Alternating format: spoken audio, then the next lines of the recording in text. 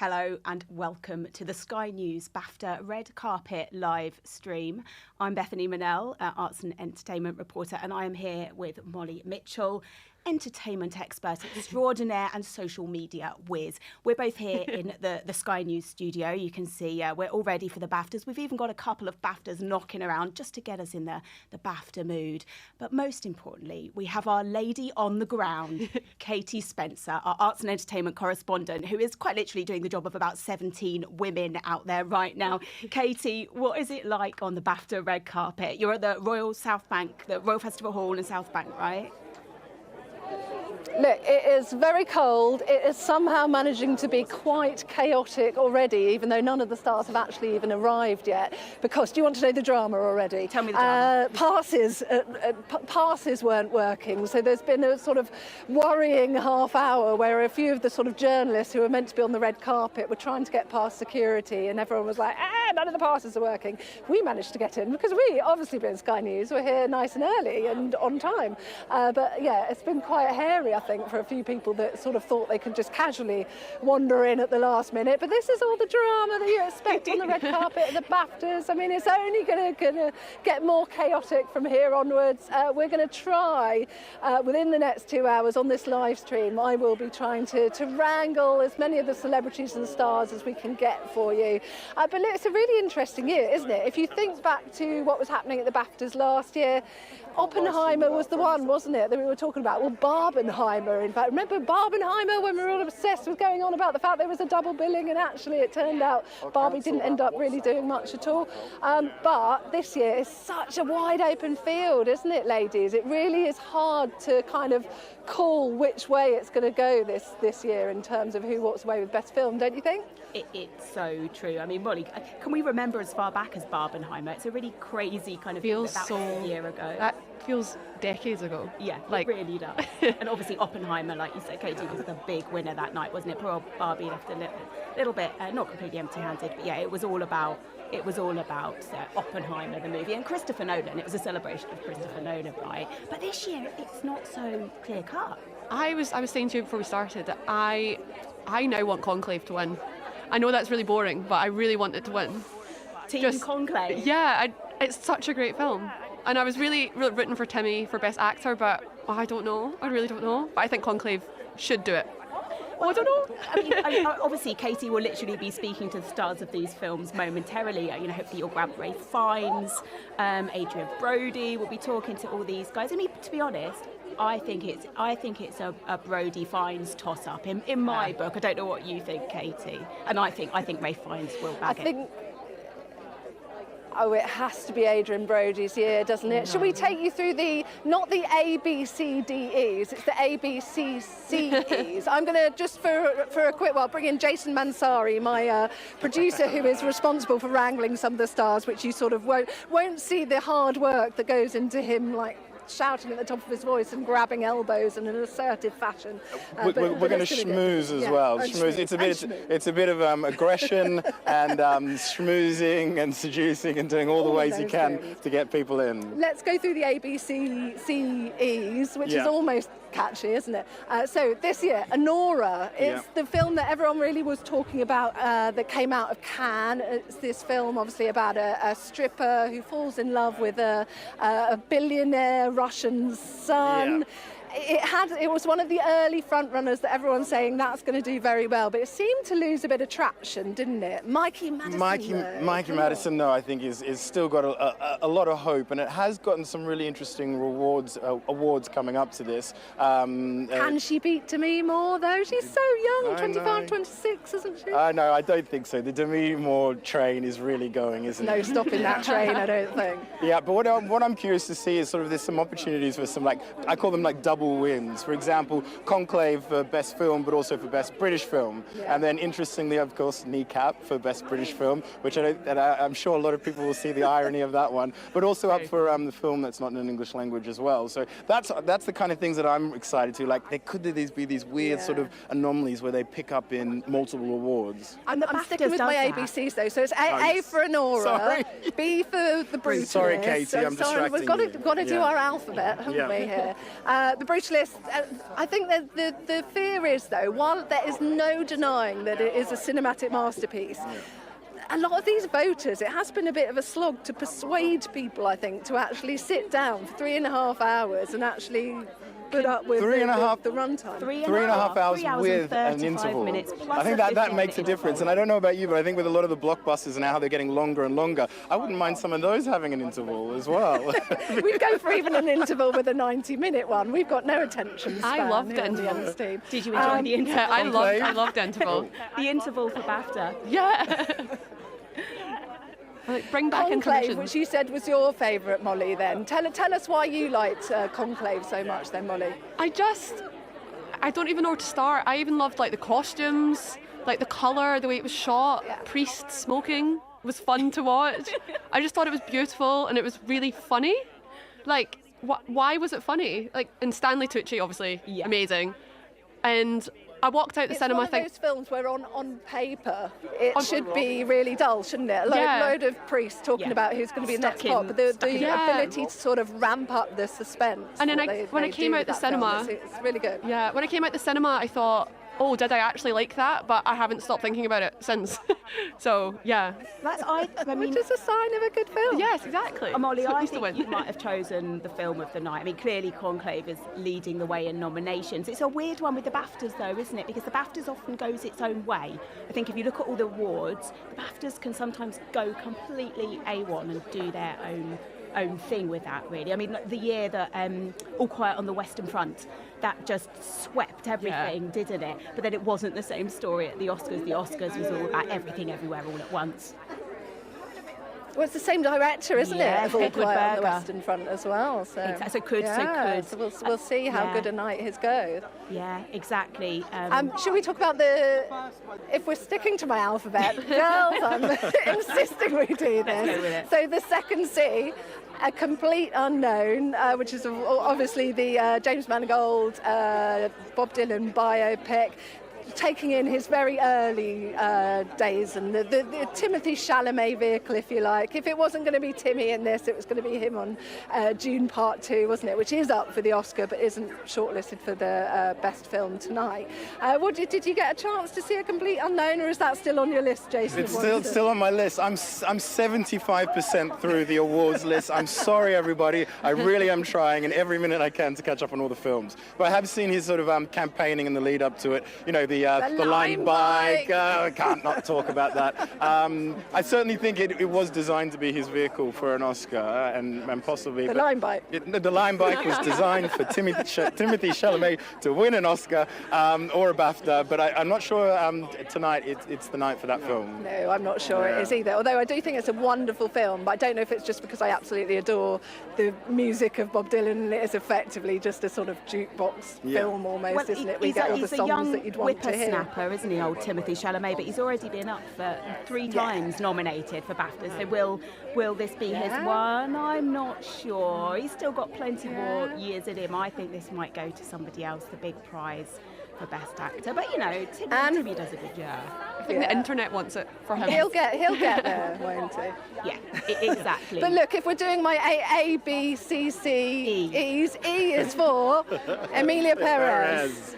Oh, where do we start with Emilia Perez? I mean, it's one of those things where, hasn't it? It's got very complicated, hasn't I it? I may have not gone through all the films, but I did see that one quite early. You only watched it last night. I watched it last night in preparation. Personally, I thought it was a brilliant storytelling. You know, it took me in places I didn't think it would go.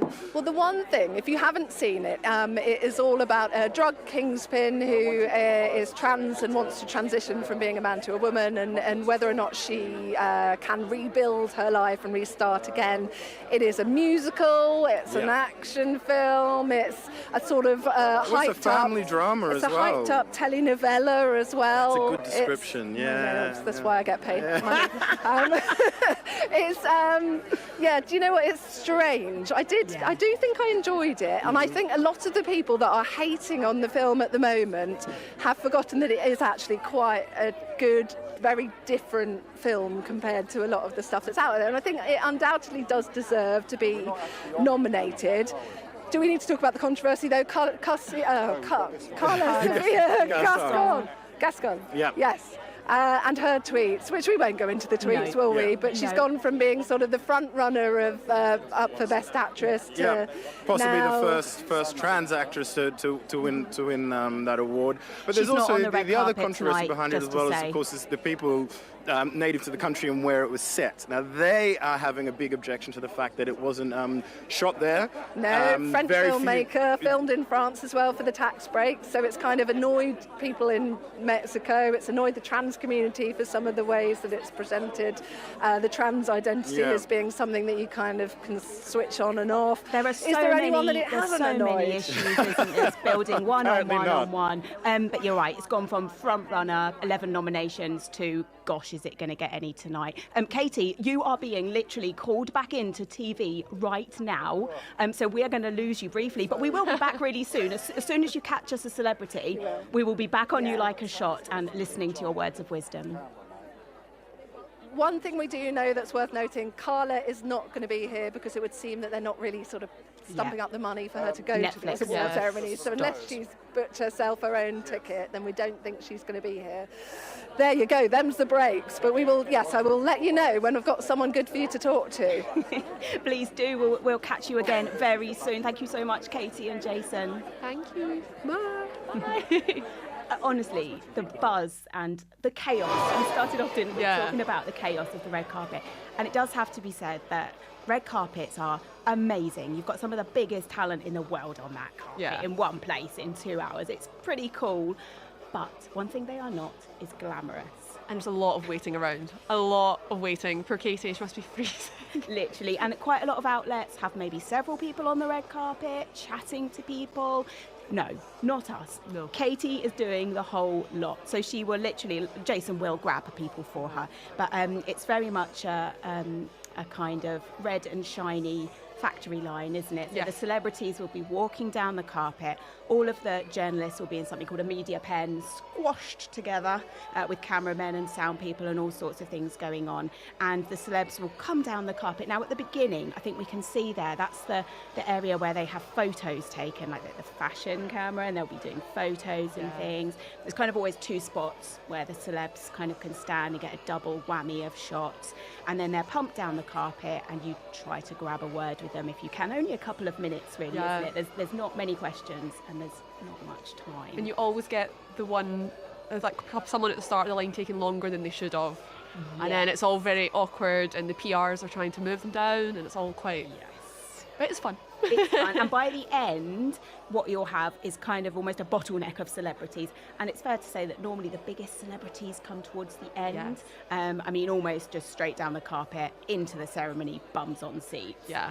So we'll probably get some of our big stars, I'd hope, towards the end. But at the beginning, it's sometimes a really nice time to have a really in-depth chat to some of the kind of more craft awards, because obviously we're going to be talking lots about the actor for acting, best actor, best actress, best supporting actor, best supporting actress, of course best film, the best British film, best director. They're kind of the biggies, but there are so many other awards, aren't there, going out today, and so there'll be all sorts of people on the red carpet. It'll be directors, sound people, editors, costume. Makeup, exactly, everyone, which is quite nice. Hopefully, it'd be interesting to see who wins those sort of ones, the awards that no one really talks about. Quite interesting. And the speeches can sometimes be a bit more fun as well, because perhaps there's not quite so much media training if you're a costume designer as if you're Adrian Brody. So it's there's always scope for fun. And some of the outfits at the beginning, it does have to be said, are really fun. You know who doesn't need media training? No. It should never get media training. Who? Kieran Culkin. He should never, ever stop, do it. He is amazing and I really need him to win, just for his speech.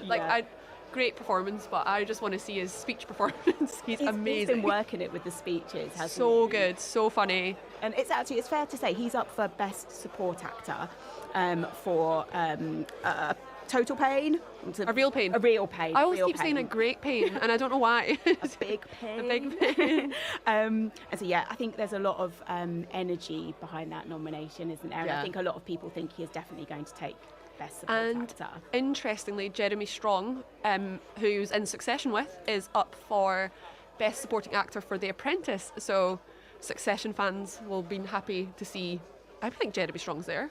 I'm sure I read he was there. No, he is there. Yeah, and it's nice gonna little be, reunion. I love this. The Roy family Yes. kind of fight and drama is coming to the BAFTAs. Yes. We just need Shiv to turn up, Sarah Suk, Yeah. her to turn up, and then, well, everyone will be happy. Wish Brian Cox was there. That would have been a nice That moment. would be a beautiful moment. And the other people in the supporting actor are Yura Borisov. Now, he's the guy from Anora. So obviously you'll recognise him if you've watched Anora. But if not, you might not recognise him because obviously he hasn't been in English films up till now. Yes. We've also got Clarence Macklin for Sing Sing, Edward Norton, a complete unknown. Some people are saying he's got sort of an outside chance. Great performance there.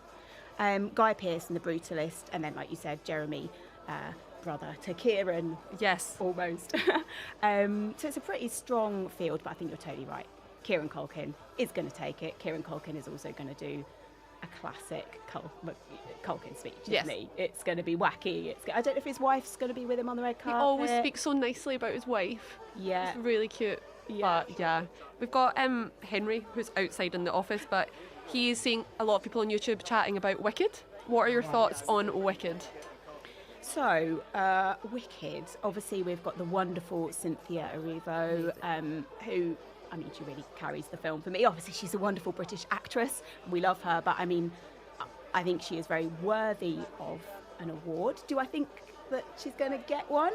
I possibly don't, but it's nothing to do with her amazing talent here. I keep forgetting Wicked. I don't know if it's because it's one that came out early or because we know there's a part 2 coming next year. So my brain just goes, oh, there's more coming. Yeah, I think as well that category is quite the best. I think the females this year is very tough to call.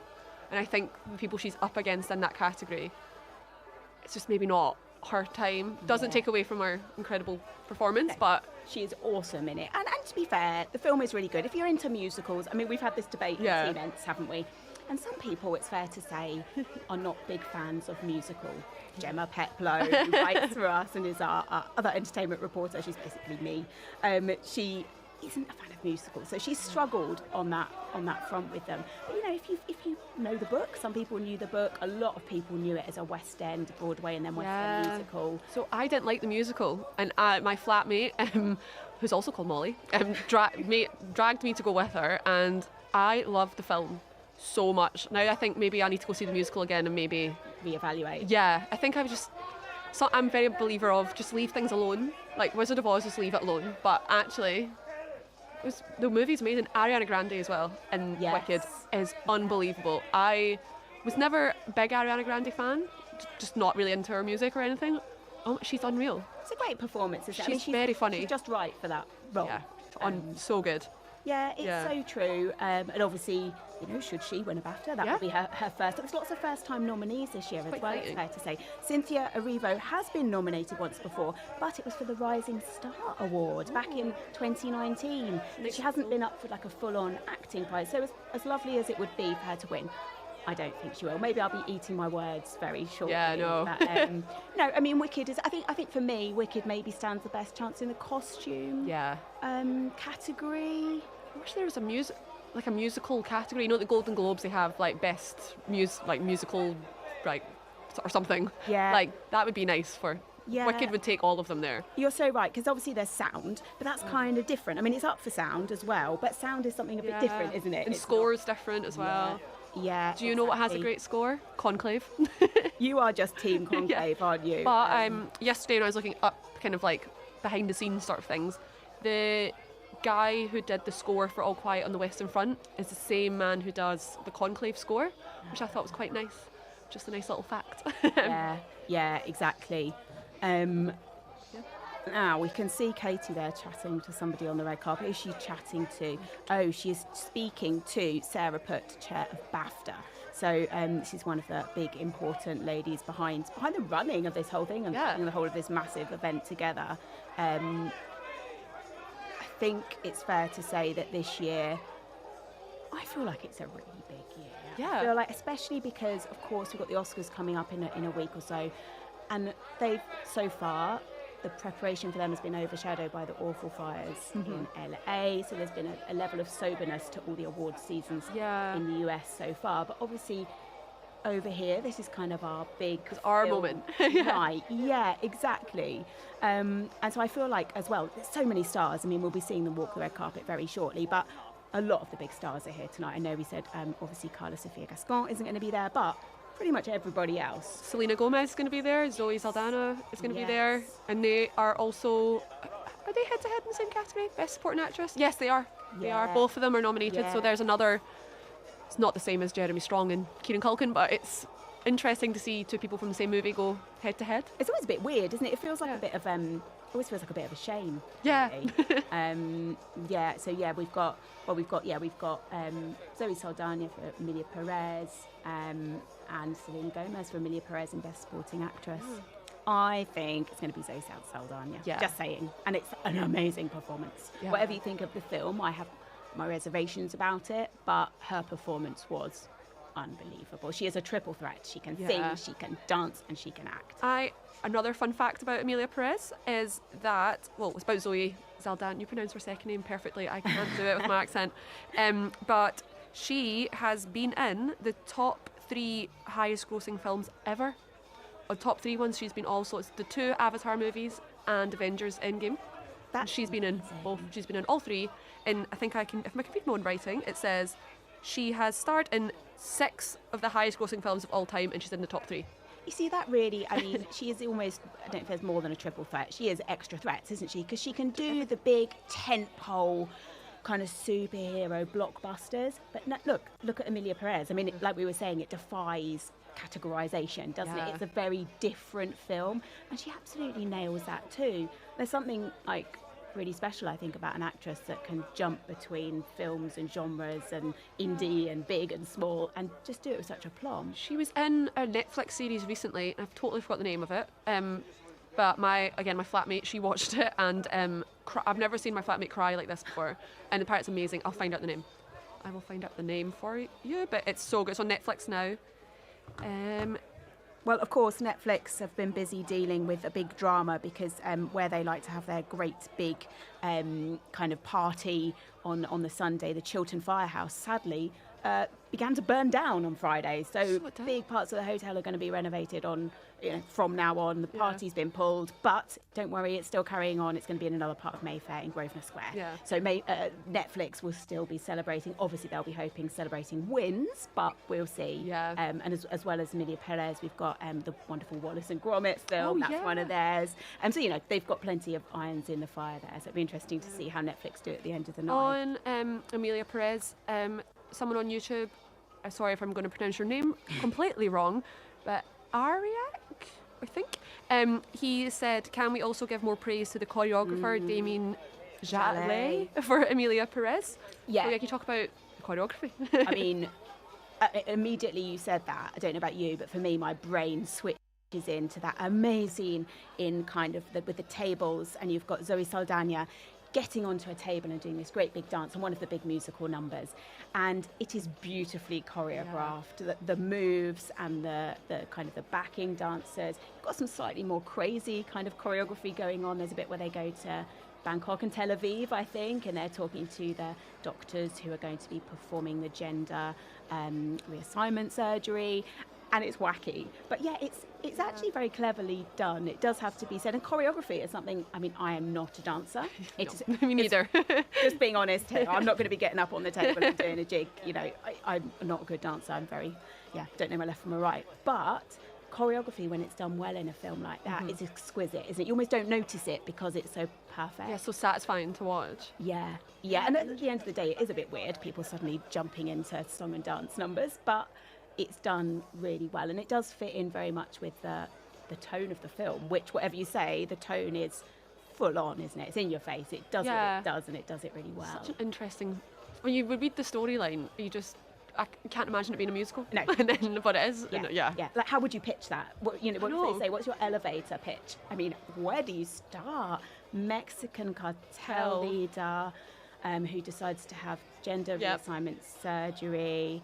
And then when you actually talk about the film and then kind of reinvent their life, but then also it's filmed in France, but a French director, but obviously it's a Mexican story. I mean, that's, as we touched upon earlier, part of the controversy is obviously a lot of Mexican people find it they're saying this is stereotypes Yes. that we're seeing here, not the actual kind of like real Mexican authentic experience. One of the actresses, Anna, I forget her name, but there's one of the key actresses who is Mexican.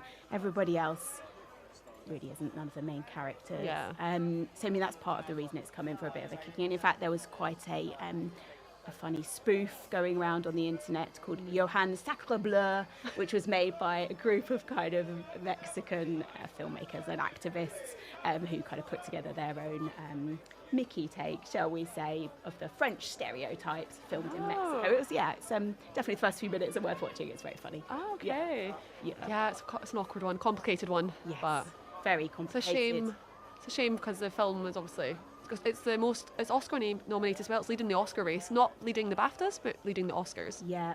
So it's interesting to see. Most nominated foreign film, not far off like the most nominated film ever. I think it kind of fell slightly behind. Like you got Titanic and Crouching Tiger, Hidden Dragon. But absolutely, I mean, we do use that phrase, don't we? Fall from grace. Yeah. And I think obviously we were talking about Carla Sofia Gascon's tweets and things.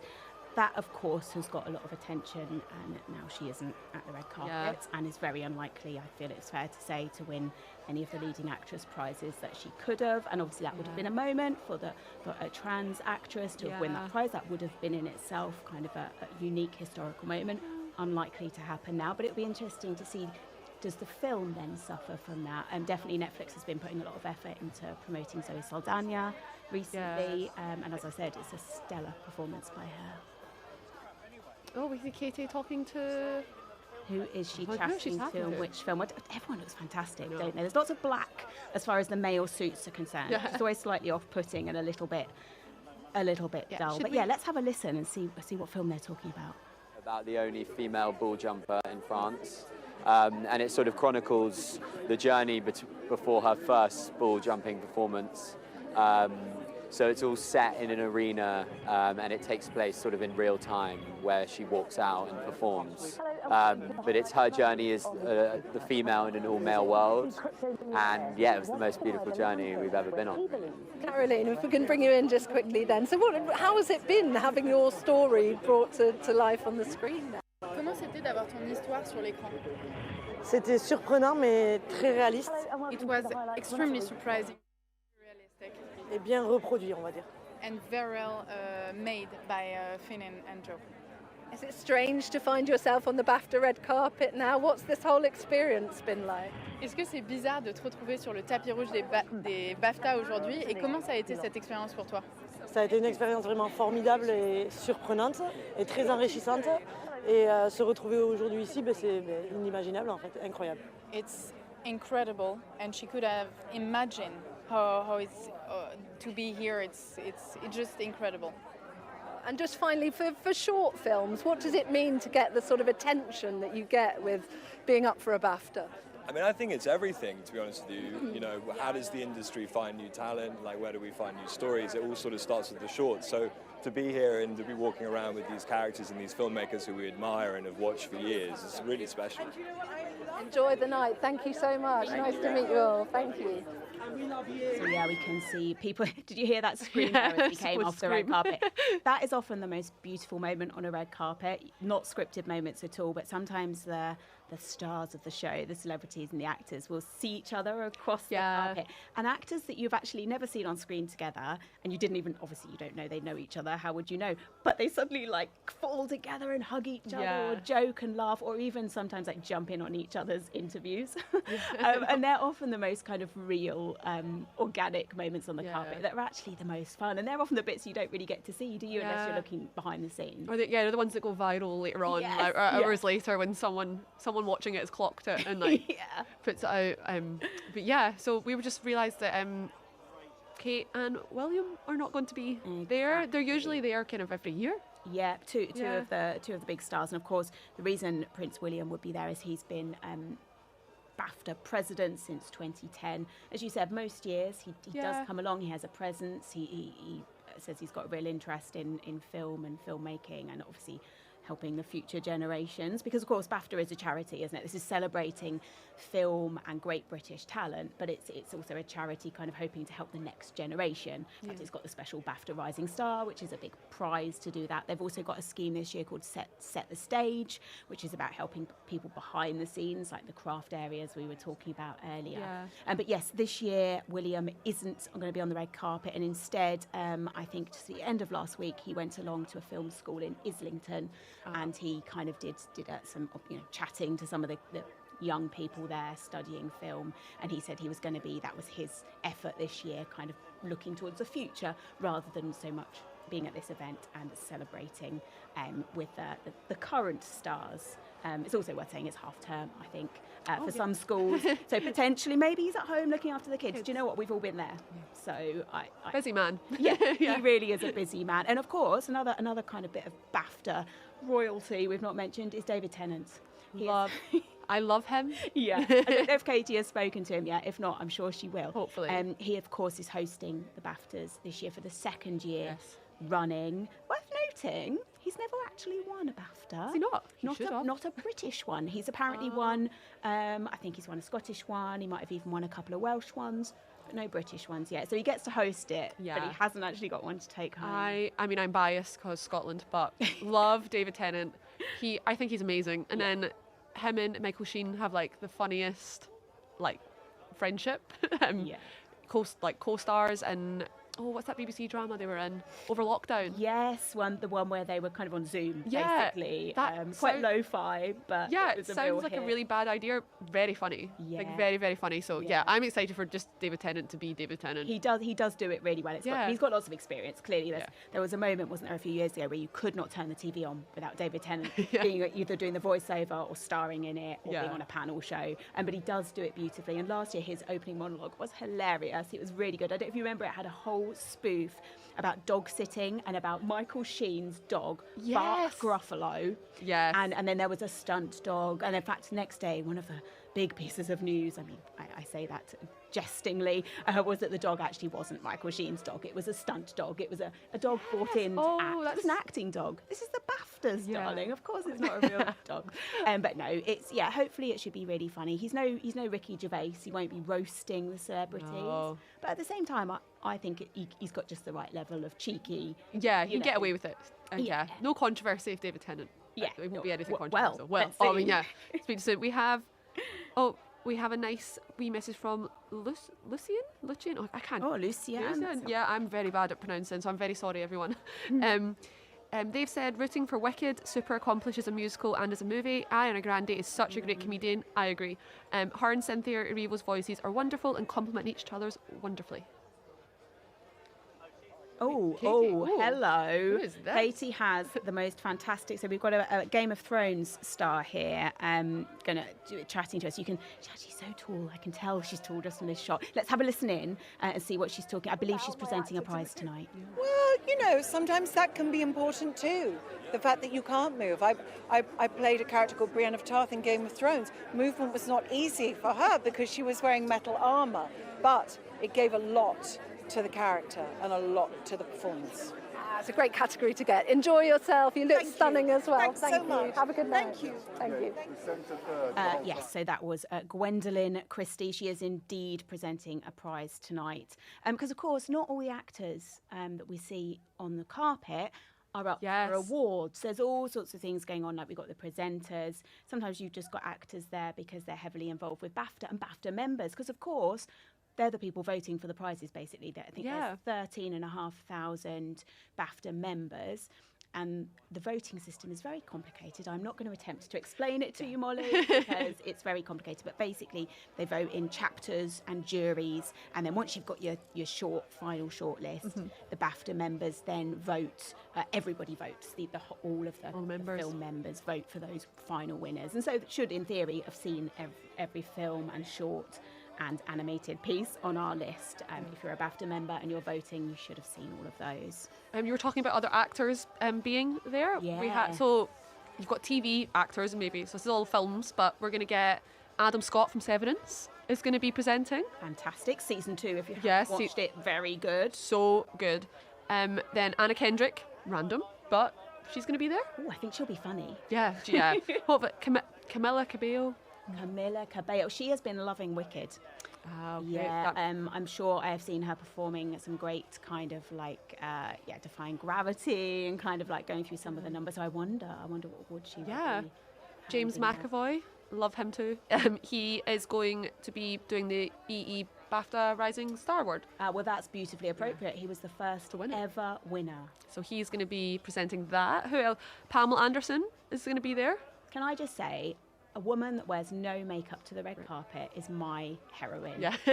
I would happily wear no makeup at all times. Yeah. Probably my pajamas too, let's face it. But we're not talking about Bridget Jones tonight. Yeah.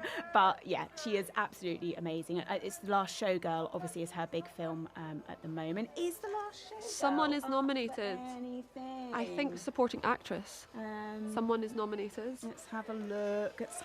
That's the trouble. When there's so many different awards. areas, it's really easy. So I think this year, yeah, you're right. So Jamie Lee Curtis is up for supporting actress, but Pamela isn't up for best actress. What a great cast. I need to see that film. Yeah, I have not. That's one I haven't seen, and I'm really keen to. There's been so many things recently, hasn't it? Oh, now Katie's Katie speaking grabbed? too. Let's listen in and let's see what he's talking about, and then we'll see what film he's to do with. What was your thinking going into it? What was your general kind of ideas for what you wanted to achieve? Well, when I heard the first time that I will be working on Conclave, obviously I thought about the Vatican, and the first thing is obviously you think about choir and organ and like religious choral music, But then the second thought in my case is always that I say no, that's too easy. I can't use the choir and I can't use the organ. So I searched for an instrument that is ethereal, that expresses maybe a kind of religious idealistic state of mind, but that is also different and maybe modern. And so I found an instrument called the crystal bachet that was built in 1952 near Paris, and it's made out of glass rods. And you put your hands in water, and you rub the glass rods, and then you have metal cylinders that are in a way distorting the glass sound. And I invited one player to my studio, and he just played it, and I was just standing there. Instantly. It was like, wow, this is exactly what I need. And I recorded with him like a whole day, and then I sent that music to Edward, and that's mostly the question, which I had the same situation with All Quiet. Sometimes you send something to the director and you don't know if the resonance is great when you are enthusiastic. Sometimes the reaction might be, oh no, man, you have to change something. And that is very frustrating, because then you, in a way, your initial flame is a little bit going lower, and you have to build another enthusiasm. But in this case, I sent it to Edward, and he said, I really love it. Please What on earth are you going to do with the next film? Where are you going to find these bizarre Well, I'm instruments already finished. Not finished, but I have already, Edward and me, we have already working on the next film. So you guys have obviously found that this is a collaboration that just really works, and a partnership. It works, I would say, it's like in a good relation. You have, like in a good partnership. Once you are together, you are liking each other, and at the same time you are growing. That's the best chemical industry. It's being a composer, like having the ultimate sort of toy shop at your disposal. Can you kind of just think, oh, I could do this and that and do anything? I'm childish. I love experiments. I love searching. I would rather say I'm more a searcher than a musician, because I love being surprised, and sometimes you have to surprise yourself by building blocks of your usual habits, so you have to change your habits. And that is not always, it's not easy sometimes, because it is easy to work on something in the same way as you always worked, But Edward and me, every time we start, we say, let's find something new, let's find something that is interesting, inspiring. And obviously then you know, the doors are closed, and you're like, okay, how can I do that, you know? Yeah. And but then you have to find your own way of, you know, searching, looking into instruments, maybe even inviting people. Then you feel like, no, this isn't not the right way. This is not the right way. So it needs a lot of research and failure as well. Well, look, that partnership that you two have got, it does seem to be paying off. If it's as good a year as All Quiet, then you'll have a great night. Well, you know, we'll see. We'll see. But being nominated is already fantastic. Thank you. It's a great film. Nice to meet you again. Nice meeting you. Goodbye. That was Volker Bertelmann. He is, of course, one of the nominees tonight. He's the composer for Conclave for original score category. You were literally bigging him up earlier, weren't you? Saying how good the score is. The score for Conclave, I can't describe it. It's just so good. Yeah. And he also did the music, well, the score for All Quiet on the Western Front, as he was just saying. So he's got history. Him and Edward Berger, good team. And we can see Jeff Goldblum now. Yes, the man himself. Jeff Goldblum has entered the room. He's somebody who literally cannot enter a red carpet or room without everybody knowing he is fantastic and a law unto himself. Now, he's actually, he's not up for a prize tonight, but look at him. I know, he's loving it. Up. He was made for this job. He is going to be performing tonight. So we will see him performing during, I think, very touchingly for the In Memoriam section, which is obviously the sad part of the show every year when we look at the stars of film who we have lost in the preceding year. So he will be performing for us a little bit later. Yeah, he's playing the piano. I think that's a very talented man. He really is. Slightly off the wall, but in the best possible way. It's interesting, actually, because he's one of his latest TV things that he has done is a show called Chaos, where he plays Zeus, King of the Gods. Honestly, the casting is perfect. But in it, his son is Naban Rizwan, who is one of the BAFTA Rising Stars nominees, one of the 5. So he could win tonight. That'd be interesting to see. His dad will be there in the form of Jeff Goldblum / Zeus if he does win. that could be a nice moment as well. It really could. Yeah. But yeah. And of course, we're talking about reunions here. It's a bit of a Bridget Jones reunion, isn't there? And don't get excited. Renee Zellweger's not here. I've got to say, one of my big heroes. She won't be there. But we've got Hugh Grant. Leo Woodall. And Leo Woodall are going to be there. Now, Hugh Grant's up for an award, isn't he? That was our last that was a surprise. Not that he doesn't deserve it, but it just was one of the films, Heretic. Exactly. Best actor. And I think that'd be interesting if he won. I think that'd be fun. Like, no one's really expecting him to win, so it could be, and he's so grumpy and funny, and unintentionally funny. He really is. So it'd be a nice moment if he wins. Well, last year he presented an award, and he did it, I don't know if you remember, he did it in the style of an Oompa Loompa.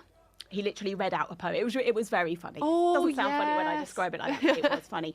But if he does take the prize, and you're quite right there, I think, you know how everyone loves a snub? Yeah. Everyone felt very much that Daniel Craig potentially was the name who didn't get on the list because Hugh Grant did, and that's for Queer, which hasn't got a lot of love in the awards season so far, it's fair to say. But anyway, Hugh Grant has made it onto the list for Heretic. In fact, I've discovered I can't say the name of that film. How often do you say Heretic? Heretic, yeah. I've watched it, but I can't say it. But horror film, so yeah, really strange for that to get on a list. Horror films don't normally get love at the awards seasons. But if he does win, he last won a BAFTA in 1995, 30 years ago. Oh, Katie's got someone else. Let's zoom in and see what they're telling us about. The whole production of it was, we just can't mess this up. Like, if we just can follow the lead of the book in terms of the tone and the spirit of the whole thing, then hopefully, it would be easy sailing. Of course, it wasn't easy sailing. None of these things are ever easy sailing. But we had our North Star. We knew what we were aiming for. Talk us through the logistics of how many people worked on this thing, Chris, as well. It's a massive team undertaking. That's a producer question. I'll throw that back. And I don't know the exact number, but it was about 400. Yeah, about 400 in total. And I mean, to be sort of presiding over all of that, Chris, as well. People took such care and heart into crafting these wonderful scenes for you. Are you incredibly proud? Was it a hard one to let go of? You know, that's a really good question. It was. Of all the films I've ever worked on, this is the one that no one wanted it to end. And these are not easy to make, as Jeff said. And even if you're very, very proud of it, there really comes a time when you're ready to be done. It's been a big project, and it's been years, but not this time. nobody wanted it to end. As every animator ran out of inventory at that last meeting, they say, "Don't you have one more scene that I could do, one more shot?" And we'd get all choked up. We're like, if we have one, we'll find you. And yeah, it was unusual that way. I was fortunate enough to come actually on the day that you were recording the orchestra part, the orchestral part, which was fantastic to watch, and then to actually see. And Chris Bowers, amazing music. Chris Bowers is sensational what he's done for the score for the film as well. But I mean, explain for people that won't have seen it how the role that music plays in this as well, because there isn't a lot of dialogue really, I guess, as well, but music is central as well. That's the perfect question. I've learned a long time ago that music is a storytelling force. It's not just there to decorate time. So we build spaces in the film where the characters stop talking and music becomes the voice of the film. And there are sequences in the film, like the migration sequence and a sequence where Roz is rescuing animals in the middle of the winter, and that's where Chris Bowers is the main voice of the action. Did you always have Chris in mind? I mean, he was on the list from the very beginning, and that was something that we worked closely with Universal's music group about, and they and we felt very strongly about looking for somebody who might not have been given the same level of opportunity as like a fully established, A-list composer, which of course you consider those as well, but it kind of excited us, the uniqueness of this film, the freshness of the music kind of being a voice and a character in the film, and we wanted to give somebody more up and coming a chance. Chris Bowers has been doing this for years. He's scored many, many films, but he hasn't gotten that film that has kind of catapulted him forward, and he absolutely is. I mean, this is a score for the ages, and he well exceeded his programming and our programming in the movie nomenclature to deliver a score that is just utterly beautiful.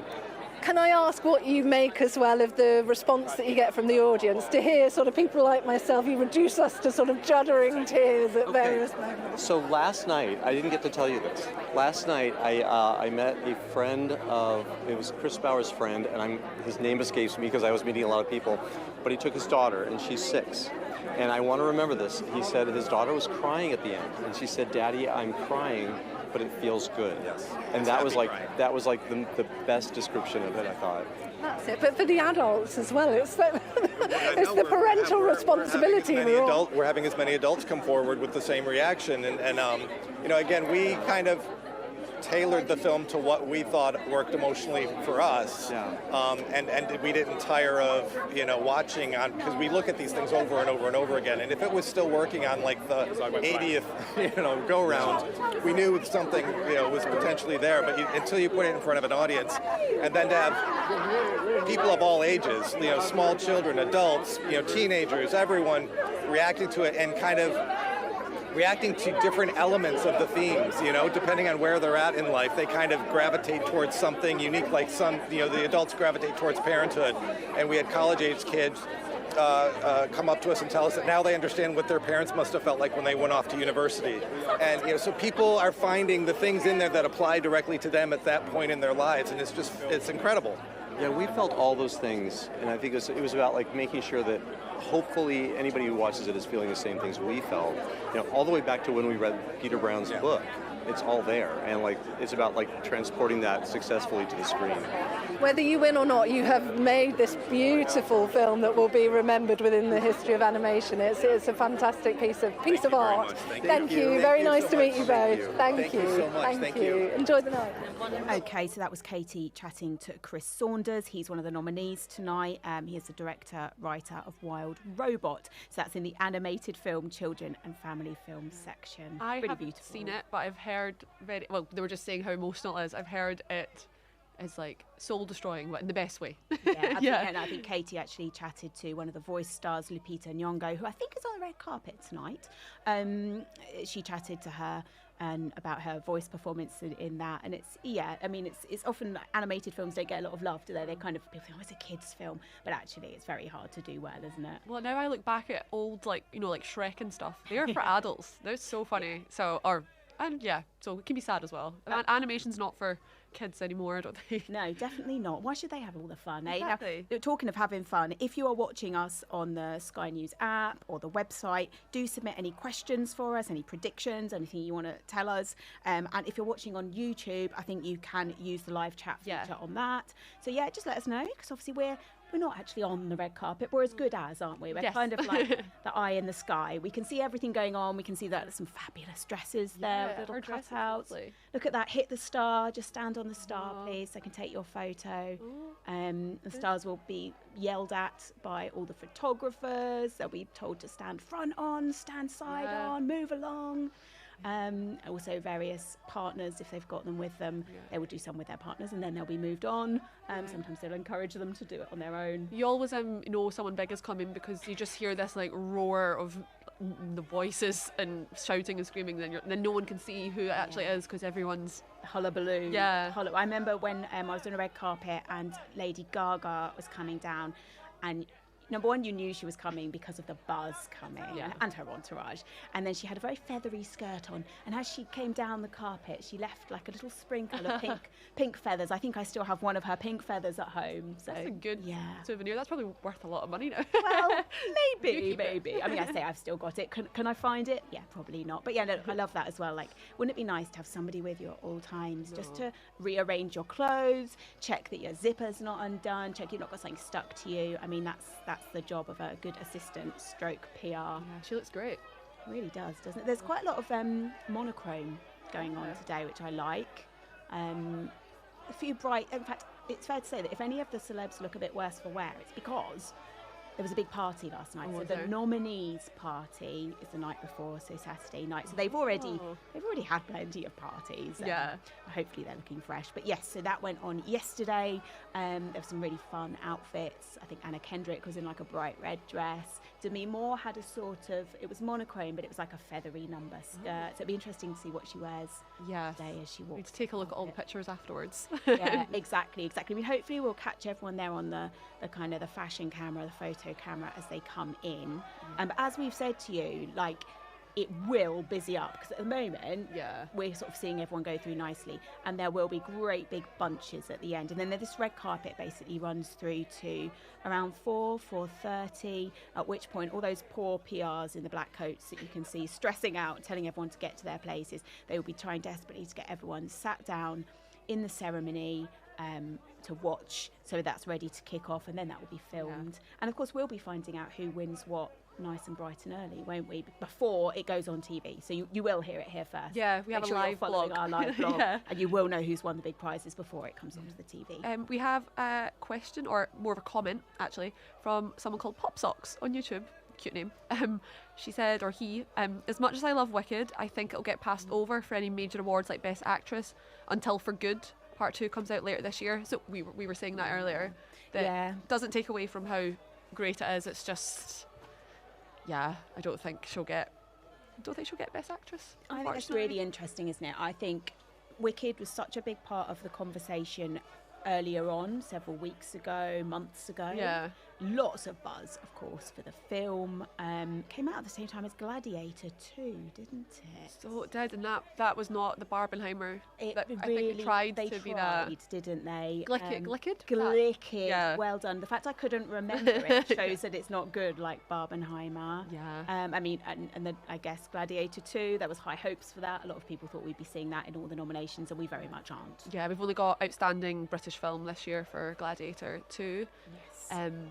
I mean, it's not my kind of movie, but Pedro Pascal, Paul Mescal in the same movie. I think the internet's boyfriends, as so they were called, everyone loved them. So I think it is popular with people, like younger generations. But I think if you're a fan of the original, like the first one, people aren't loving it. I think it's just a good, fun movie. Maybe not the best movie, but yeah, exactly. Like, is it an award? No. Movie? I don't think so. But isn't that interesting that actually the internet is giving it a lot of love, a lot of discussion, and there's a lot of fans, people, because look, several of the questions we have literally received in the last few minutes are all Wicked related. Yeah. But I think you're totally right, Pop Socks. I think it's going to get overlooked when it actually comes to handing out the goals. Yeah. Maybe have an Oscar. I'm just thinking America Oscars. Like they might go behind the musicals a bit more. Yeah, I think it would definitely get awards. My feeling is it won't get the big ones. Yeah. And my feeling is we'll see it in costume, we'll see it potentially in sound. Maybe also like production design, although I tend to think the Brutalist could swing that, despite there has been AI. I mean, AI is such a big issue, clearly. Like, who's Katie chatting to? I do love that cravat. Let's have a look. Let's see who they are and find out. And this sort of collaboration. You obviously wrote the book. It's what's called a happening. Yeah. And it's an accidental happening. The moment came along really where we happened to be sharing the same breakfast room in a hotel. He was sitting with his children on one table. I was sitting on my own because my wife doesn't get up as early as me. And I thought that I knew he's one of the rare people in children's books, rare people anyway, who writes as well for the screen as he does in a book. And I knew that. 2 for 1. So I went over and said, maybe if I sent you this, would you look at it? Anyway, he was very nice and said, I'll look at it. And then he said, well, yes, it would be interesting. And then bit by bit it grew. And then 22 years later, I found myself standing. No, seriously, 22. Those children are all growing up now. I know. But don't blame me. I wish it was Frank's fault. Do you know whose fault it was? It's people like Sky who didn't come along and say, no, just get out, Michael, get out. It's a serious point about supporting British film and how it's so needed, whether in television or film, that we do it ourselves. We've been quite a lot with this film to France. And France has a very strong sense of its own responsibility to its film industry. And I think it's something we do need. It needs to be led by someone. I'm not mentioning any names, but it needs to be led. But now might be a good time to... But it's really, I tell you why it's important. It's one of those things that's missing in a child's upbringing now, are really, really good films to go with the good books. Because it's not so easy. Everything here, as you know, if you're raising money, it has to come from across the pond very often, which is not easy if it's a subject which is essentially British-based. So it is important. That's why I thought I'd mention. Perhaps as there's a change of government, might be worth taking note. Kensuke's Kingdom, then, is the name of the book for people that won't have heard it. Frank, when you read it, what were you sort of taking? Oh, just blown away by it immediately, because it's a sort of classic adventure. You know, a little boy marooned on an island. It goes right the way back to the beginning of Robinson Crusoe or Sinbad or all those things, but it's completely fresh, completely relevant, full of heart. Loved it straight away, and it has been a long time, but it's not been frustrating, because in that long time we formed a friendship, and also it feels like the film has come at the right moments, because it's a film about truth and love at a time of hate and lies. You're handing your baby over, aren't you, when it's a sort of screenplay? How do you find that? Well, it depends on the teacher you're handing it over to. It's the same thing as taking a child to school for the first time. What you hope is that the teacher is going to be there to carry on, giving a child that confidence in herself or himself to make progress. And with a book, it's the same. You're handing it on, and then you've got to step back. I think what you mustn't do is think, well, actually, I want it to be like that. No, I'm afraid you make the decision. There's 2 decisions you make. One is a bit commercial, and that is if you take the money, then it's up to the film company to choose the right writer. In our case, I chose the writer, and then the company came later, but the really good thing about it is that I was able to make a decision which I felt would work best for the book. But then you leave him. What you don't is ring him up every day and say, Frank, what are you doing dropping that character? Why are you adding that? You leave him alone and have faith in the decision you made in the first place. And it's like getting married. I've done that. I'm married for 61 years, and what you do know pretty quick afterwards, is it was a good decision. And I'm not married to him, but Not divorced. Not divorced. No, not divorced. Also, it's easier to hand your baby over if your baby's 22 years old. Just finally as well, on this being a new category for BAFTA, is it? So important, and so not before time, but brilliant that they've finally done it. I think, children of the future, how do we keep pushing them to the margin? And it's great that BAFTA have made this decision to put it front and centre for once. Yeah. You've got to challenge children. There's no sort of speaking down to them. Such a thrill to be the first cohort of nominees for this. Amazing. All my favourite films are films that I watched when I was a child. And I'm sure that's true of like 3/4 of the people in this room. They were in a cinema, they saw you know, Robin Hood or Beauty and the Beast and thought, oh, I want to do that. You know, that's the spark. It's Promethean, you know. Have a good evening. Thank you. Best of luck tonight. Nice to meet you. Thank you. Thank you. Nominees there in the newly created children's. We believe it's the children's scripted children's and family film. So that's an interesting one, isn't it? And that one's voted for slightly differently. I think they actually have a jury of people come in and look at that one. So it's slightly different to some of the other big prizes. But as we were saying, kids stuff, you know, shouldn't be underestimated. Yeah. And I'm a personal fan of Wallace and Gromit, so I'm looking forward to hopefully Nick Park will be on the red carpet a bit later. Oh, hello, look at that. That's quite an unusual bag, isn't it? I wonder. Oh, wow. Yeah, and quite an amazing outfit, actually, a very kind of gothic look. It kind of is making me think of Nosferatu. It's making me kind of think back to some of the horror. Maybe that's a nod to some of the horror. Oh, we have Wallace and Gromit. Let's go and see what Wallace and Gromit have to say. A big moment. What a waistcoat. Did we tailor their outfits especially for the evening? Especially made for the evening. They scrub up really well, don't they? Yeah. Look, how were you guys feeling about bringing Wallace and Gromit back? I mean, it's been great to have them on Christmas Day and make our Christmas. I mean, for me, a lot of pressure on my side, joining Nick after all the success he's had over the years, and I'm just delighted I didn't mess it up. You didn't mess it up. I mean, were you given any sort of advice by... Well, I mean, I've worked with Nick for literally decades, so creatively we have a very close working relationship. So I was just delighted when he invited me to direct with him on this film. And I think I've had such great fun making this film. It was a lot of work, but I'm very proud of the results. How is it for you to bring them back? I mean, these are your original babies, aren't they, as well? Is it always lovely to kind of return to them? It is. They are like family, really. So it's always been nice. I mean, the whole thing depends on having a good idea. You know, having a great idea that really has legs and lends itself to being a feature film, and it all depends on that. But it's just. They are always wonderful films that you come up with, but is it faintly ridiculous at the same time that you find yourself nominated for Oscars as well? Do you find it a bit like strange? It is, because we spend years there with a large group of people in a dark room, you know, pushing plasticine around, you know, to then come out into the real world and amongst real filmmakers. I mean, we think of ourselves as real filmmakers first and foremost, but it's great to be recognised amongst our peers. You know? The nominations really are massive cherries on top of our cake, and it fills us with pride, not just for us, but for the characters, for the voice cast, for all our artists back at the studio. It's a real boost for everybody. Will they be coming back again then? We're not going to have to wait quite so long, are we, for another film? Hope they will be, but it's all down to the idea. It is really, and we just need to give it some time, and not too much time, but they'll be back. Watch this space. Watch this space. Will it be a different tuxedo for the Oscars? Well, we'll have to see. Got certain restrictions. Thank you. Take care. We're dodgy Wi-Fi on the red carpet. Classic.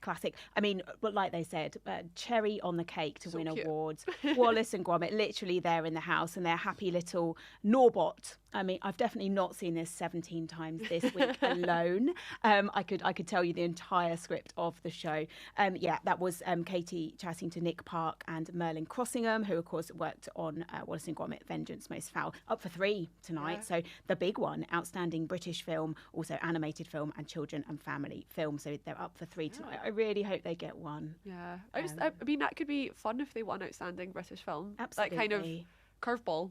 What's more British? What is more British than Wallace and Gromit? No, it's beautiful. And you can see now it's starting to get more lively now. We're starting to get more people. Oh, who has Katie got now? Let's have a listen in. Absolutely. It's an incredible honour to be here at BAFTA. These short films are the foundation of cinema. Everybody starts with a short film before you go and move up into the upper echelons of feature films. I think it's amazing that BAFTA can even recognise our film and other short films. So, yeah. If we're to steer people towards your film, then it's called Rock, Paper, Scissors, am I right? Explain the premise. It's based on a true story of Ivan, a young Ukrainian civilian, 17 years old, who gets caught up in Ukraine. And Alexander Rudinsky is playing the lead role.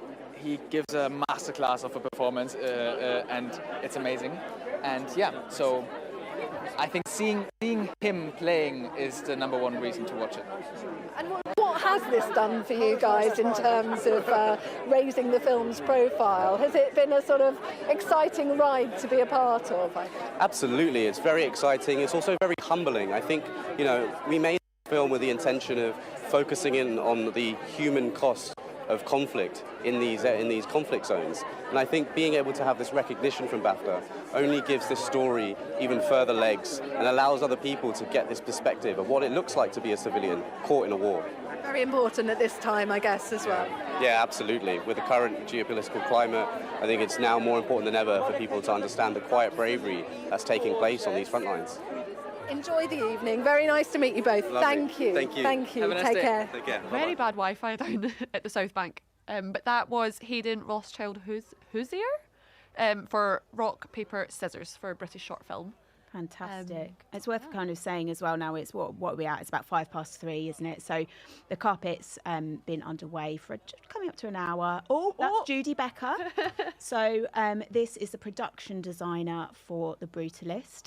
If you have seen that 3.5 hour extravaganza, I mean, the production design is exquisite. Unreal. It really is. There has been discussion about it, and not just about Brutalist. It's fair to say about AI, the use of AI. A lot of people would argue that actually AI we've got a new word for it, haven't we? But we actually use AI in an awful lot of things that we do. So most films do have some interaction, but The Brutalist got some specific kind of heat over it, and it was to do with their use of a Ukrainian company called Respicha, and they used it to kind of refine some of their Hungarian language dialogue editing. Very small part of the film. There's a bit where Adrian Brody reads out a letter. So it's really not, and the director, Brody Corbet, has absolutely said the performances were the lead actors alone. Yeah, but he it's and been a bit of Felicity, heat. yeah, him and Felicity Jones did dialect training for, I don't know, God knows how long, but they their accents throughout the film are their own as well. Yeah, it's just I think you just need to read a bit more into it. Yeah. Now I can see Katie is chatting to Adam Pearson here. Let's listen in, and then we'll tell you what he's there for. Oh no, sorry, it's not Katie. I do too. Tell a lie. Hopefully we'll grab him afterwards.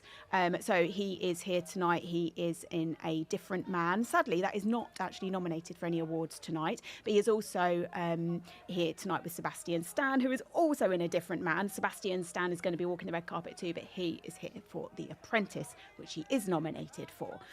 So hopefully we'll talk to Adam a bit later.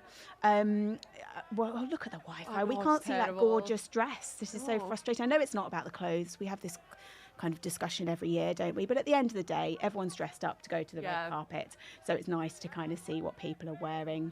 Well, we can see it's pink. There we go, coming into focus. And looking, there's a bit of, I don't know if that's real wind or she's brought her own wind machine, but it's looking fantastic. Oh, it's so cold. Yeah, I can feel the cold. Actually, Katie and Jason said that, didn't they, at the beginning? They said it's cold here on the red carpet, and it's worth saying that the BAFTA red carpet is undercover, but it's outside. That's kind of weird to say, but they kind of build a structure. I think I'm right in saying they began building it on Friday. Yeah. So let's face it, we're in Britain. It may well rain.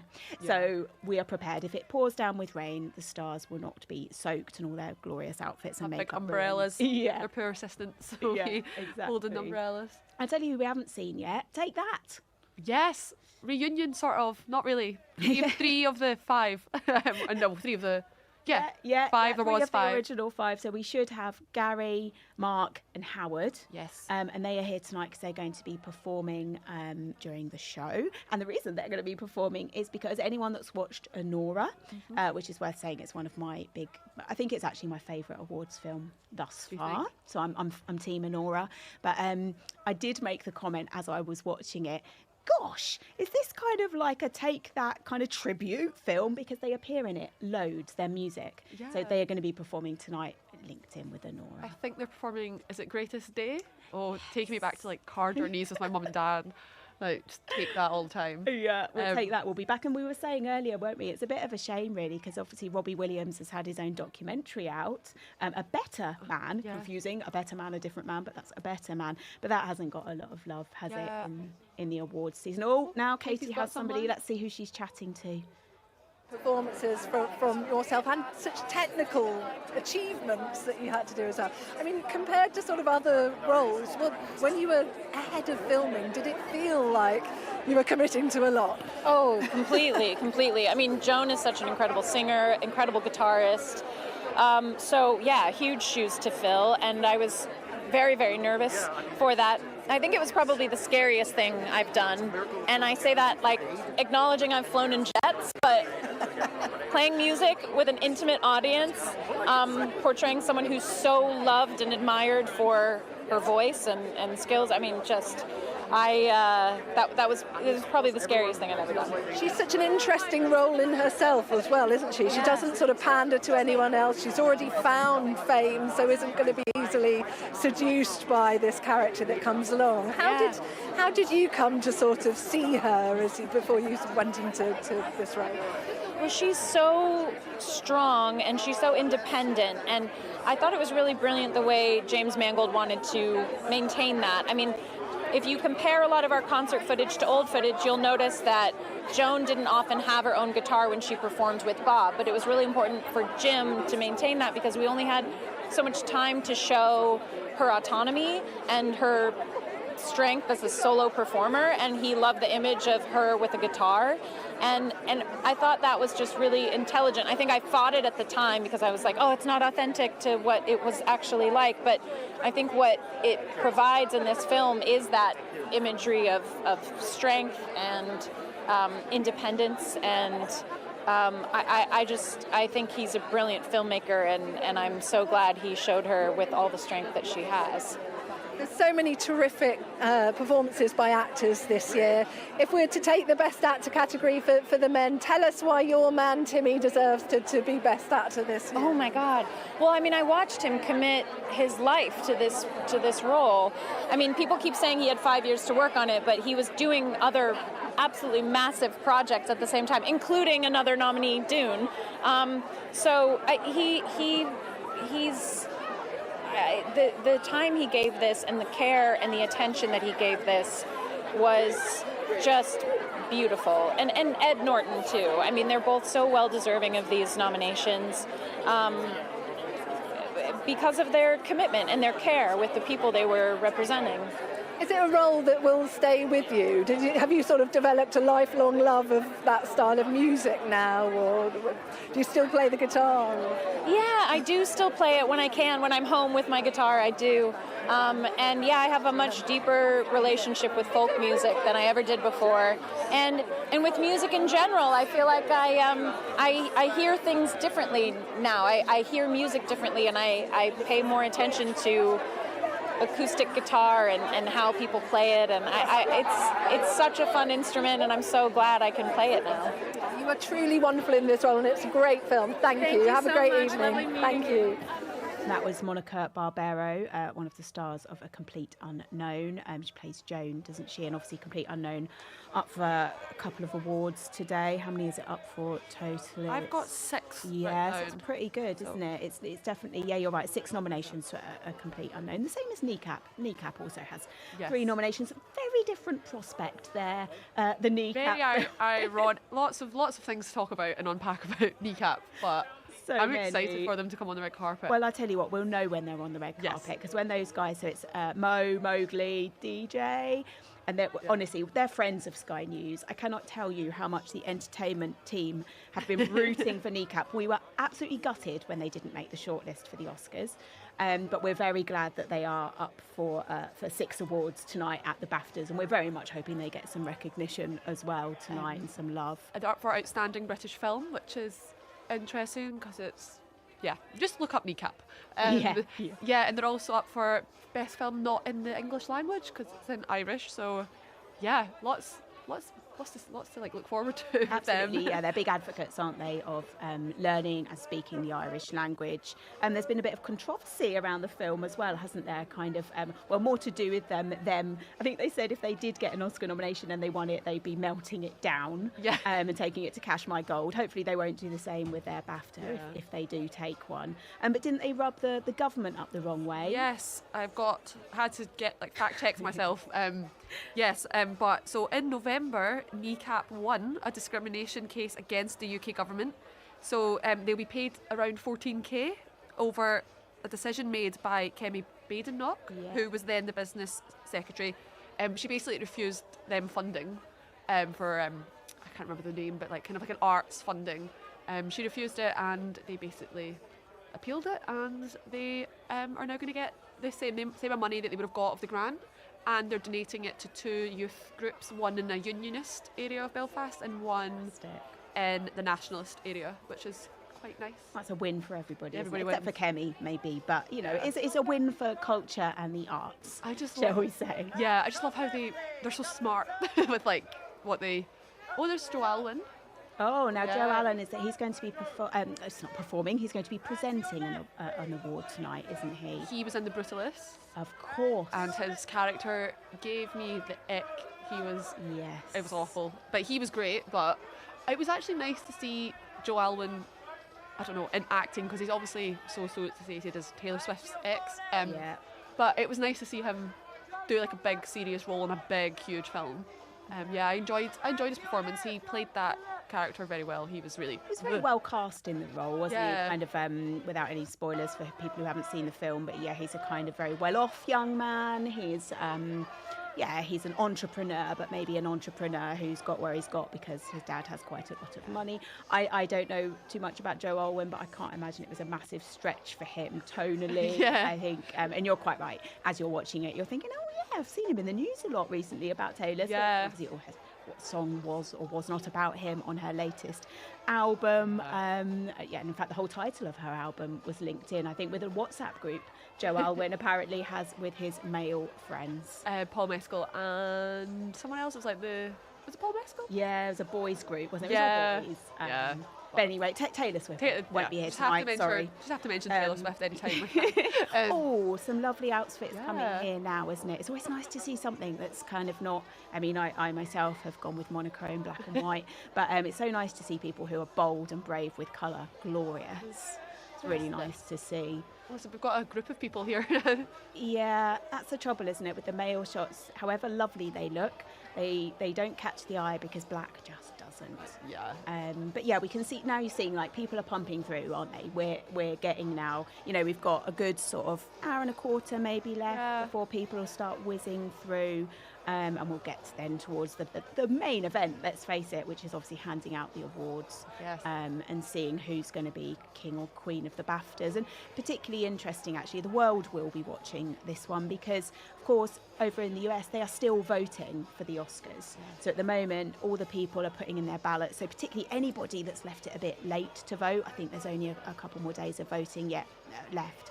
But if you kind of see in the headlines tomorrow, whichever film or actors have kind of triumphed, that will be putting it in the heads of voters who may be going to cast their vote to decide if, you know, Anora or, you know, A Complete Unknown or The Brutalist is going to be the big winner of the Oscars in a couple of weeks. Usually kind of get it right. It sets the scene for Oscars. Usually there's an alignment of who wins, which will be interesting, or it could be different this year, who knows, but usually they get it right. Well, they normally kind of go one way or the other. They normally are very matchy, or they literally just vote for a total different set of films. They just go, no, we're voting for, you know, All Quiet on the Western Front. Or I've started to notice, Conclave is upping its like Oscar kind of campaign, and they've got, if you like, you can watch it probably on YouTube, but like famous actors like doing a table read.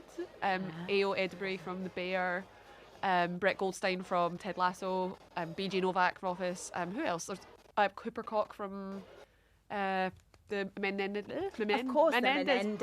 brothers. Them doing like a table read of the Conclave. Very funny, and it's like that thing making Conclave sounds like a boring film, boring storyline. Yeah, it does. But getting like some of the biggest actors to do a dramatic reading of it is perfect. Genius.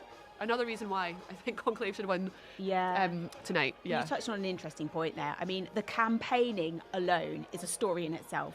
Like, we've had years, possibly more so previously, but of negative campaigning. There's been a lot of chat this year around certain films that feel they're kind of being maybe singled out and a negative campaign there.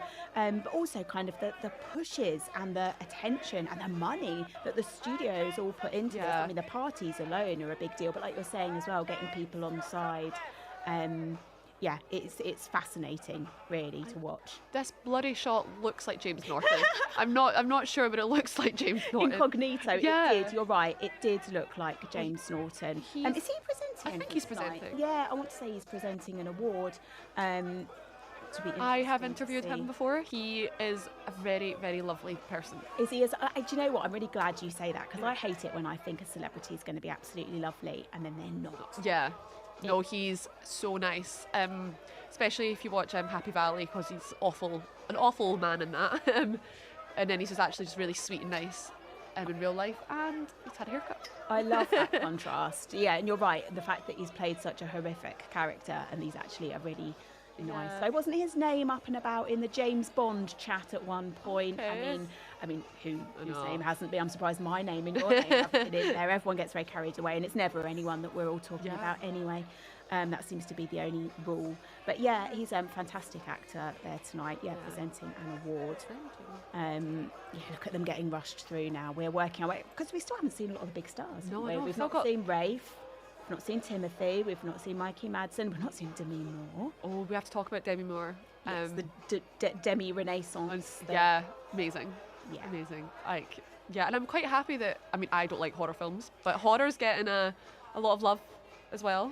That and Heretic are up for lots of nominations around them. Well, Hugh Grant, but yeah, nice to see horror kind of getting some love if you like horror. Definitely, because horror is a genre that makes a lot of money.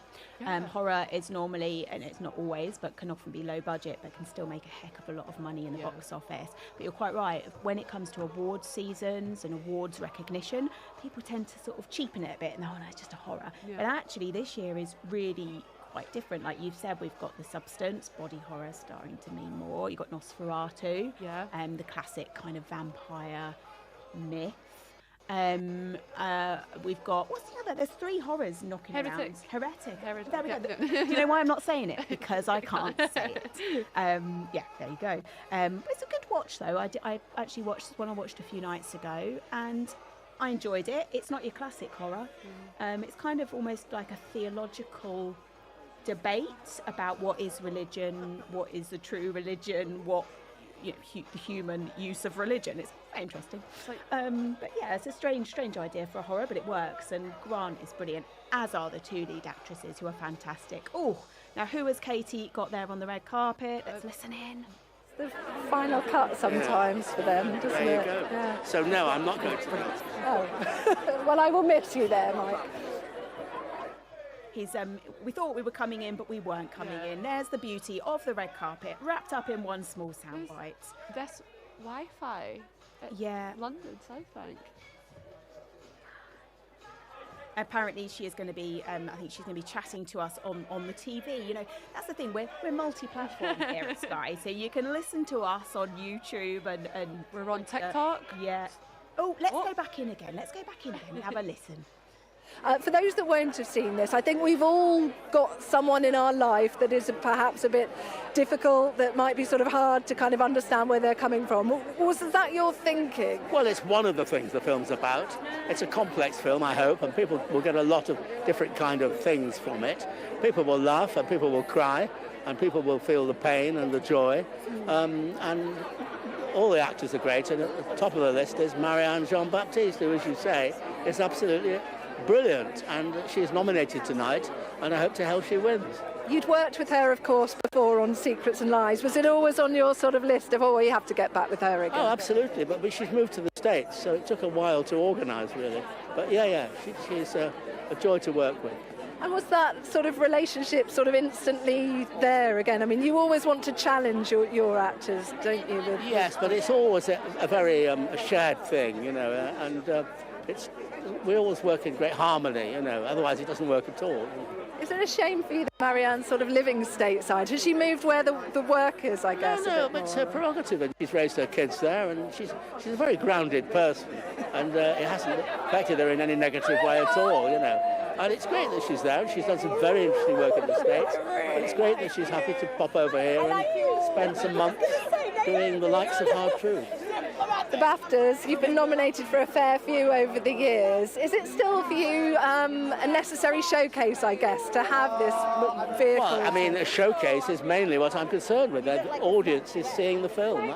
That's really all that matters. You know. Does it help? I mean, is it hard to get independent films off the ground these days? It is very, very hard. I mean, we're battling at this moment, trying to raise enough money to make another film. It's very difficult, it really is. You would think, though, I mean, the name Mike Leigh, you would think people would be sort of offering you whatever you want. You would think so, but hey, there you go. Is it because we live in this age of superhero films, and is it sort of really the biggest... Part of my problem is I make films with, there's no script, I can't tell you what it's about, and I can't discuss casting, and don't interfere with it. And on the whole, that puts a lot of backers off. But they should know it's in for a treat with whatever you serve. Well, they should know, but there you go. But there are always some who will step up to the plate. Yeah.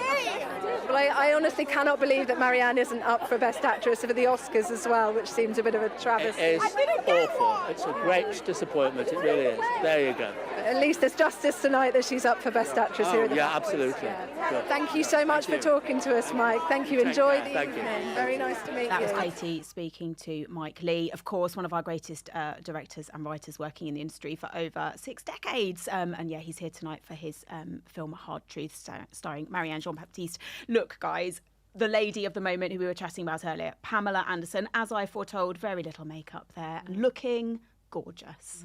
All in white as well, which is nice to see. Just had a thought that Sebastian Stan's going to be there. And remember there was a whole Pam and Tommy beef about she didn't give permission. And Sebastian Stan he played Tommy. Yeah. You're right, and she said this is not an authentic. Yeah. She wasn't part of it. Obviously, it's a story about her life. But yeah, that's quite interesting. That could be an interesting meeting on the red carpet, couldn't it? Pammy and Sebastian chatting together. Yeah. But of course, when of course she's there to support. Oh no! I thought that chap in the sunglasses looked a little bit like Jeremy Strong, but it's not Jeremy Strong. Now we're in focus. His name's up on my tongue. Henry. Thank you, Amy. The director Amy is on it. It's not. Let's look him up. He's in Crazy Rich Asians. Yeah. He was also in. I want to say The Gentleman, the film. I love this. We know everything about him and his career. Not his name. Just can't give you his name. That's the problem, isn't it, with these things? Like, it's a bit of a who's who, and you've got to think very quickly. Henry Golding, thank you, Amy. Henry Golding. I don't know if he's presenting an award tonight. I don't think he is. I think he might just be there to support. Who's that? Oh, it's got a lot of people. Look at people. Can you see the people backed up there? Oh, there's James McAvoy. James McAvoy. He appears to have forgotten his shirt. Oh no, there we go. There we go. He has got a wee vest on. Yeah, it's fine because it is cold, as we were saying earlier. He might be regretting that sartorial choice.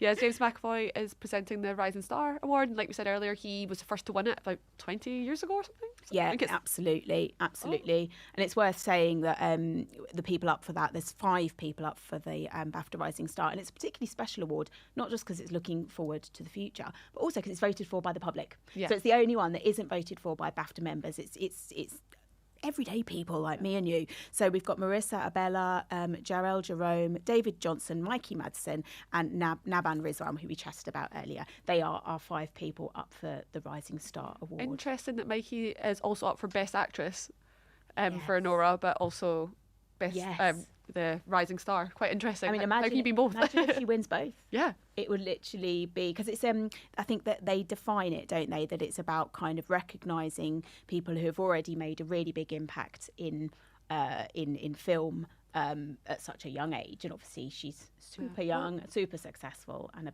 the bit really just carries the whole of Anora. I was thinking about Jarell Jerome as well. He is amazing in When They See Us, which is on Netflix. Recommend. That's Ava DuVernay's kind of about the Central Park 5. It's very good, and he is amazing in it, and he got a lot of award buzz for that. But he also was in Moonlight, which won the Oscar a few years ago.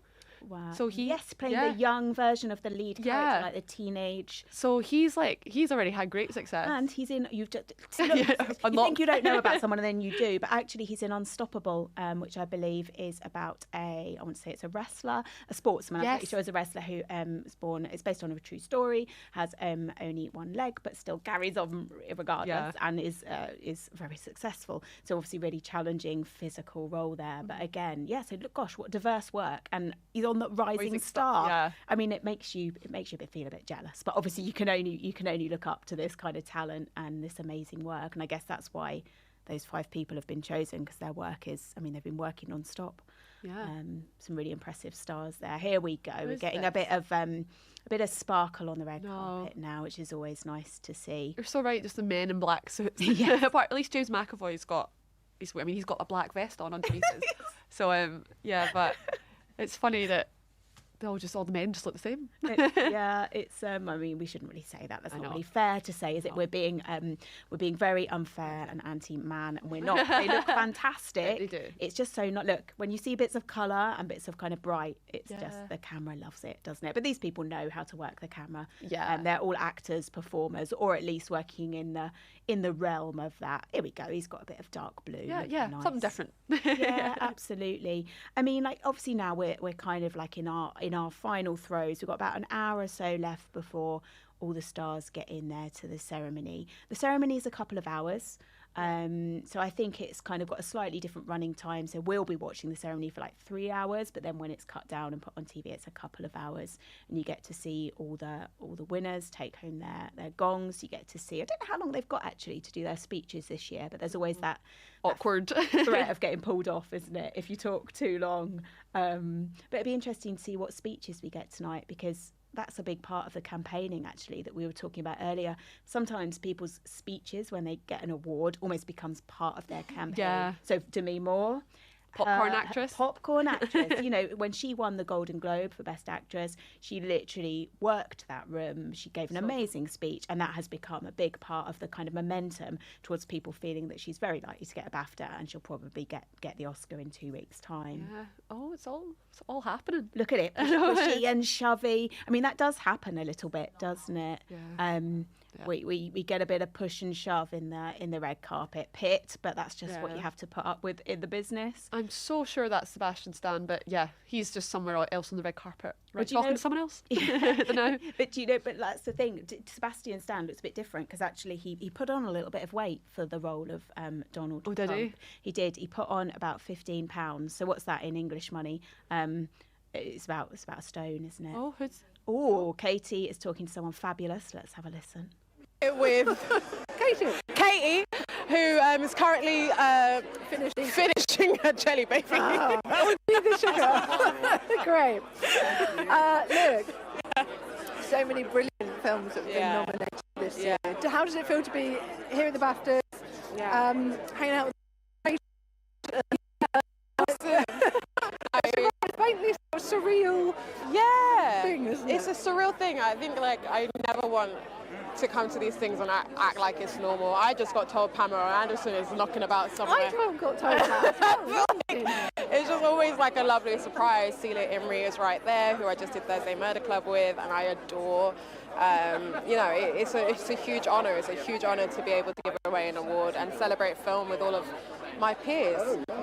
And do you ever get sort of daunted when you come face to face with the sort of Demi Moores and what have you, or is that quite exciting, the prospect? Daunted. I actually just did a project with Demi Moore. No way. It's called I Love Boots with Boots Riley, an amazing filmmaker. So I met her only for a day. I saw her, a day. But I definitely avoided her for most of the day, and then just slipped, and I was like, "So, talk to me about the substance." She's wonderful, actually. She'll be around here somewhere. I hope she remembers who I am. She will. What are your favourites for this year? If you had to sort of pick or choose? My favourites, Substance is insane, incredible film. Also Kneecap. I'm so gunning for that film. I had the most fun, and I've never I could wow about it. It's just literally amazing. As well, you know all about acting. I'm jealous. How hard I had to work to get to this point. even go to drama school now. No, and they're so talented, and that's what it goes to show. It's like it's not about drama school. It's like who can connect to storytelling, and these are amazing men who connected to storytelling and managed to do something that I haven't ever seen before. So it's so much fun. Enjoy your evening. Thank you so much. Would you like a jelly bean? No, I'm all right, babe. Just stuff them. Thank you. Look at Katie luring the celebrities in with jelly babies there. Good work, Katie. I think that's what you need, isn't it? Some sweeties or some kind of treat to get people to come into your zone. We can see Sebastian Stan there on the red carpet, working his way down. Hopefully he'll get to us eventually.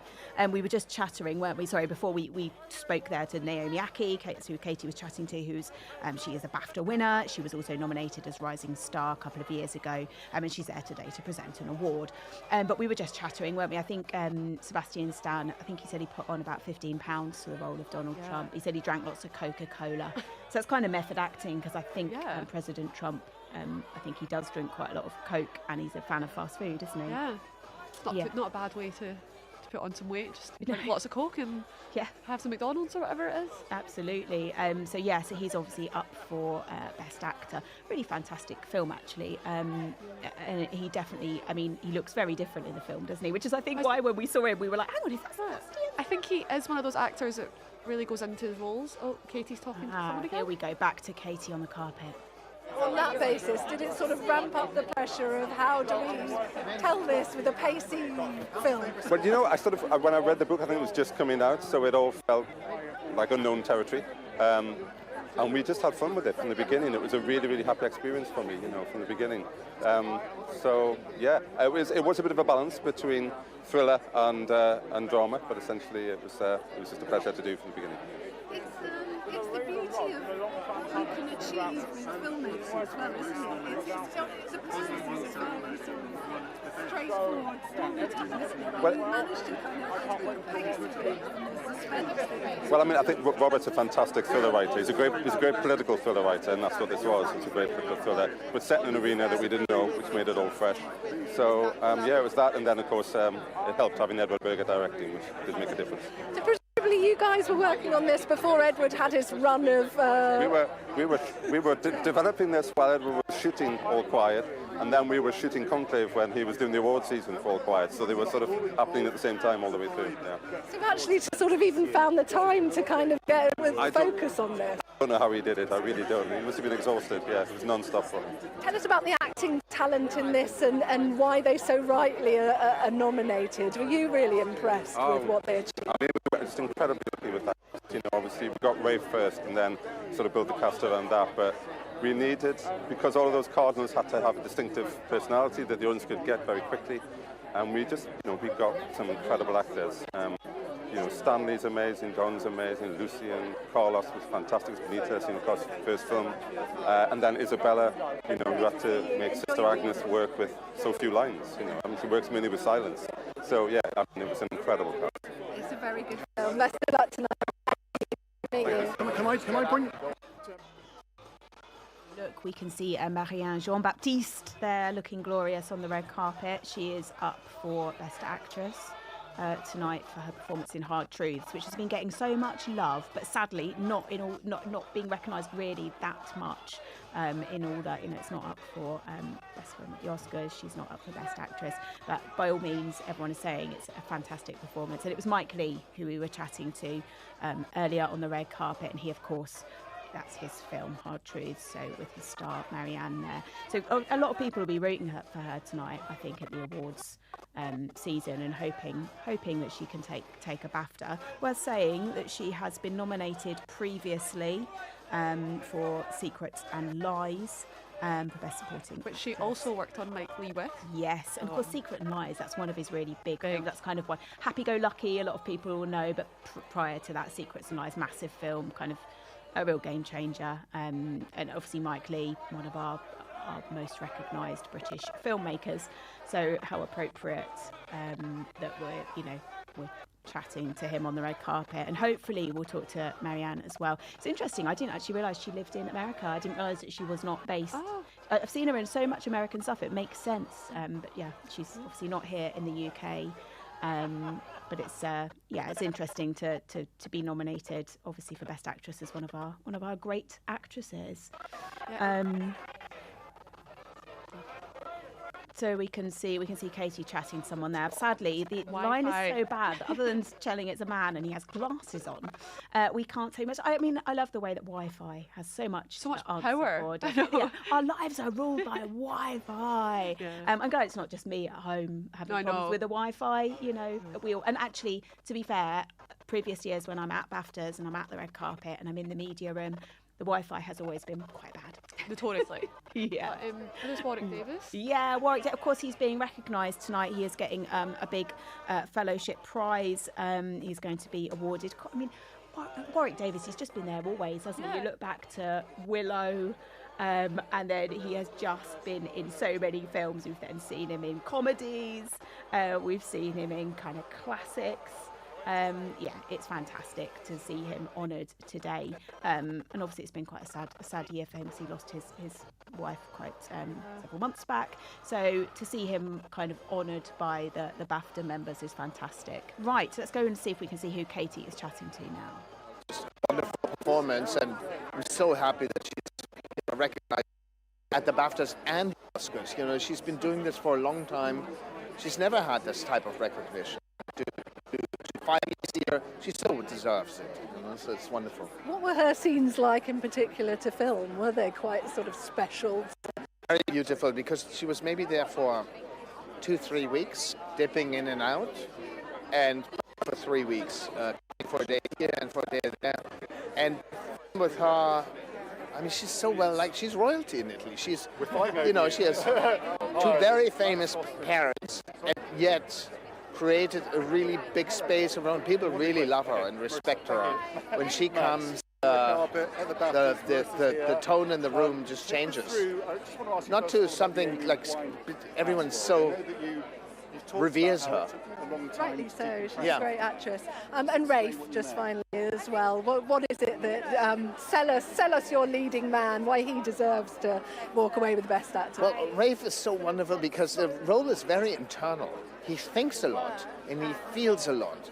He doesn't speak that much. Other people speak much louder, much more, but he works. He takes us on this journey. The entire is all him. His perspective, his eyes, what he thinks, what he sees, without saying anything. And he never loses his audience. He always keeps it, grabs it, and takes us with him. So that's very difficult to achieve, and only Rafe could have done it. Congratulations on all the nominations. Good luck tonight. Thank you. Nice to meet you. Thank you. So that's Edward Berger there. He's the director of Conclave, the most nominated film at tonight's BAFTAs. Yeah, earlier on she spoke to Peter Straw. I cannot pronounce the second name. But he was the writer, and Conclave's actually from a book as well. So he adapted the book, I think. By Robert Harris. Was that 2016 novel, big hit. People loved it. And obviously Katie's. Now... here we go. Katie is speaking to Adam Pearson. Let's listen in. Work with him. Oh my God. He's remarkable. He's world class at what he does, and I think everyone knows it now. Right, he's always been this good, but now he's sort of had a chance to spread his wings a bit and had 2 cracking films this year. He's a dude. He's like one of my good friends now. I was blessed and honoured to work with him. My philosophy with acting has always been find people who already do it well and just get in their way. Just follow them, learn by osmosis, and hope that one day I'll get there. So, for those that won't have actually seen the film, for you this was an important one because it opens a dialogue, I guess, doesn't it, with people to sort of think about walking other people's shoes. Yeah, absolutely, but it was also a very different character for me. Previously in Under the Skin, and Aaron Schimberg, our director's previous film, changed your life. I'd played quite shy, retiring characters, and those performances are sort of thrown under the radar a bit because people assume, oh, he's like that in real life, that must be who he actually is, whereas I'm not. So now I've done like the whole gregarious character of Oswald. As an actor, people now need to put me somewhere, right? They need to do something with me. Am I myself in this one? Does that mean I was good in those ones? Like, what can you say now? I don't know. I've earned my stripes, done my job, and I belong. at the BAFTAs. You absolutely belong at the BAFTAs. It's a terrific film. Very nice to meet you. Thank you. You take care, all right? Take care. Bye. Demi Pearson there. He is star of A Different Man, in which he stars with Sebastian Stan. Not up for awards tonight, but he is walking the red carpet, and we can see Sebastian Stan chattering away to other people on the red carpet, and we're hopeful. As well. Is Adam presenting? Yeah. Yeah, no, fantastic. And actually, he's launching a great big campaign next week about improving visibility on screen for people with differences. And about time too, I say. So it's fantastic to see him there. And as he quite rightly said, he absolutely has a place at the BAFTAs. Fantastic actor. If you've not seen any of his work, check some of it out. And yeah, I'm sad actually that A Different Man isn't up for any BAFTAs tonight. But it's still a good film and worth watching. And that's a problem, isn't it? I guess there's only so many films that can make it onto the shortlist. I think you could kind of hear him as well talking about his friendship with Sebastian Stan. I think that's what he was referring to at the start when the Wi-Fi wasn't glitching. But yeah, talking about how he loves him. Oh, Katie's holding some more people with their jelly beans. Let's have a listen. Look, tell us firstly why it was such a special project to work on. It's a really interesting story. For those who haven't seen it, it's about the importance of art programmes and how they can help transform people's lives, I guess. Yeah. What's that? Over here? Over here? Okay. That's Jason, our producer. Just right, let's use it. I thought it was like, where are my hands? What am I doing with my hands? I think one of the things it's been 9 years since we started on this project, and the things that we felt about it in terms of initial instincts only deepened with time. And I think the first thing we noticed was just seeing the inherent joy in the process that was inside of this prison, the amount of connection, care, love, healing, despite its environment. Signals, I think, to me that if that can happen inside one of the most dangerous places in the world, then it can and surely happen for all of us out here. And that we need to create spaces where these ideas can multiply, programs like this can multiply. And so, yeah, I love it. I love these men. I love this story. Was it one of the very first thoughts that you had that it had to include actors that had been on programs like this? Was that always going to be the case? It was a very early, from the earliest conceptions, that was always there, that they were such dynamic people and also so incredibly talented. They had spent a lot of time acting on stage. But then also, just from the beginning, it was clear that they were the lifeblood of the movie. And who they were as people and what they had done was the thing that made us want to do the movie and really change us as people. And so it always only felt right that they would be part of that movie, and that's what I think a large part of what translates to how people feel about the movie. And in a way, when you're working with that sort of raw talent, do you get something that's a lot sort of different to what you would with someone from drama school? I think the power of how this movie was built was in that unique alchemy of bringing established actors from the outside, like Coleman Domingo and Paul Racy, who could both come in and be teachers and students at the same time. And then these men with lived experience from this exact program could also offer their own lessons and have much to learn. There's something about how those two realities dance together that is really thrilling and exciting to have it, captured on camera. Coleman Domingo has to be one of the finest actors working today, is he not? I mean, I don't want him to say more than I agree, really. I agree. Good. For you, what does he bring to this? It's almost sort of understated. There's so much going on in his head as well, isn't there? It's such a beautiful and specific, but also subtle role that he plays.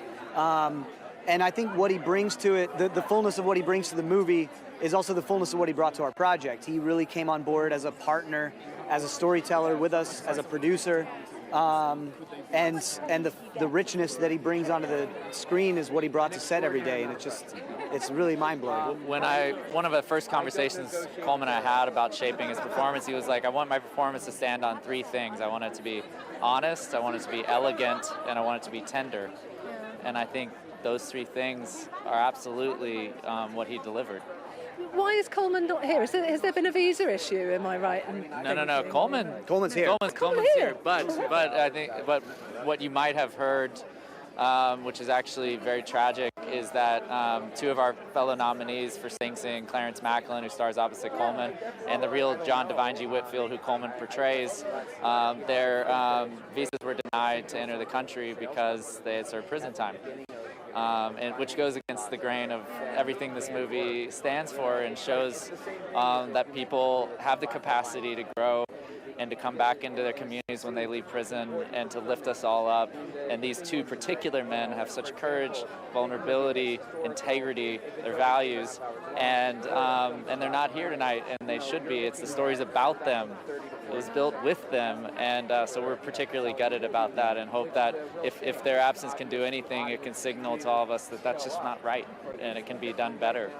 Thank you. It is a wonderful film. Really nice to meet you both. Thank you. Thanks. Yes, that was Katie chatting to Clint Bentley and Greg Quaidar, who are the writers behind Sing Sing, up for 3 awards tonight. Yes, sounds like a great film. I've unfortunately not seen it, but I have got friends that have, and they are obsessed with it. It follows like kind of a rehabilitation, real life story program about like I think helping inmates kind of get into performing arts and like rehabilitation, and it actually stars former prisoners. And like he was just saying, 2 of the stars, I only caught one of their names, Clarence Macklin. He and one of his fellow actors, well, former inmate actor, they have been denied entry to the UK because of their previous convictions. And they were just saying how that kind of goes against the grain of what the whole movie is about. Yeah, rehabilitation. So, yeah. So quite an interesting one, but yeah. Fascinating. But it's interesting there that obviously one of the stars of the film, Coleman Domingo, apparently he is there on the red carpet. We've not seen him yet. Fingers crossed we get to chat to him. But he is obviously up for Best Lead Actor tonight. It'd be nice if he gets a BAFTA recognition, because actually he's been nominated previously for Rustin. Yeah. Just last year actually. Gosh, he's prolific. Isn't he? He's a busy man. And people you might know him from Euphoria. Of course. Yeah, he's great in that. And him and Zendaya's like whole like dynamic together is like unmatched. So yeah, it'd be nice to see him win. That could be a good one as well. Yeah. Oh, I quite like someone like upsetting what everyone thinks is going to win. Totally. If he gets it, that'd be nice. It is nice, and I think that doesn't happen enough, does it, in awards, in my opinion? Like when you get someone who wins who you're just not expecting to, and then you're like, oh, and also when it can shine a light on, like we're saying, Sing Sing. Possibly a lot of people won't have seen that. It's not one that, like Wicked and Brutalist. You're not going to be seeing it everywhere. But does that make it less worth seeing? No, it doesn't. More worth seeing, actually, for my money. So, I'd love to see Coleman Domingo take home the prize. I'm not sure he will, sadly, but definitely nothing to do with his outstanding performance. And I think Gemma Peplow did an interview with some of the actors, and she said it was an absolutely fantastic film. So definitely Google her article if you want to know more about it. And if, like me, you haven't actually got around to seeing it. And when Katie was talking to them, we seen Leo Woodall on the red carpet. Leo is on the carpet, so he's everyone. Here, and Megan, going to not pronounce her name again, Megan Fahey, his girlfriend, but she was in The White Lotus last year, and that's where they met. And yeah, they were both on the red carpet, not a photo together, but she was with a group of people, and he's there. So yeah. We'll see more of them. Boss. And of course, in The White Lotus that they both starred in, they weren't together in the show, were they? They were other people's partners within the show. He was several people's partners. Yes. You haven't watched that, you need to. It's quite the show. And of course, we've got The White Lotus. We're just about to get the next season coming up. Is it today? Is it today? I think it's today it comes out. Oh, hello. It's going to be a busy night. So, gosh, how many people would be rolling home from late night BAFTAs parties to watch The White Lotus? I know. I can't wait. That's just a... No, it's a wonderful dance from PR that we can see there on our screen, because it's one of those bubbles now. I imagine the next push on the red carpet, it's 10 to 4 now. Nearly done. I think for the next half an hour, they will be pushing the stars through, and we'll be seeing lots of famous faces, famous names. Obviously, as closer it gets to bums on seats time, the less time they have to talk. Yeah. So they really do whack through towards the end. But it's interesting tonight seeing some of those stars walking the carpet. Everyone seems in quite good spirits. It seems quite buzzy. Quite a lot going on. Yeah. I'm intrigued to see what kind of show it is, especially with Take That performing. I think that's so... No, it's not random because it makes sense. But retro. Yeah, I just Take That. It's a good one. But we'll see. Well, whatever happens, the BAFTA always put on a good party, don't they? The BAFTA team. I think we're definitely going to be seeing some interesting and fun things tonight. David Tennant, as we've said, never fails to entertain. As your fellow Scot, like you said, showing a bit of love there for him. I mean, I'm still. I sort of did little stuff. I mean, if anyone could see our table, I've got pieces of paper everywhere because it's just how I work. But for me, I kind of put little signs next to the people. I think Adrian Brody. I think he is won. He won. I think he's won the Oscar at least. Maybe not. I like the idea of the BAFTAs causing a bit of upset, but I think within the first 5 minutes of The Brutalist, he won. Yeah. There's that scene outside the train, and he's hugging his cousin. Yes. And I was like, he's won. Like it was amazing. It's great. True. Award ceremonies do love it in a film if you've got a bit of a snotty cry, and it's not a spoiler to say. I mean, he covers every emotion in this film, and it's a standout performance. It really is. I'm kind of like, I always want the underdog to win, but I do think The Brutalist is going to win.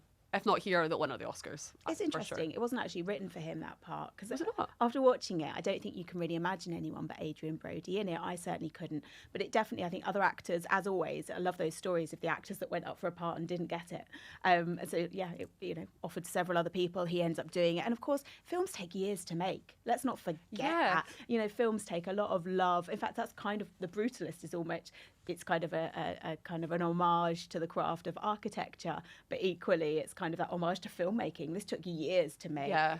So it's interesting that Brady Corbet has finally got this to air. There we go, Warwick Davies here tonight. He's, of course, being honoured with a special award. And who's Katie talking to? You actually sort of find yourself nominated by your peers. Oh, I was just saying actually that, of course this is all very touching and it's icing on the cake, but we're just thrilled the movie exists. It took so long to get it off the ground, and it's I'm thrilled that it's done. You guys wrote it together. I mean, did it sort of become evident to you when you were writing it? It might be quite hard to get the funding. Yes, it was. We knew.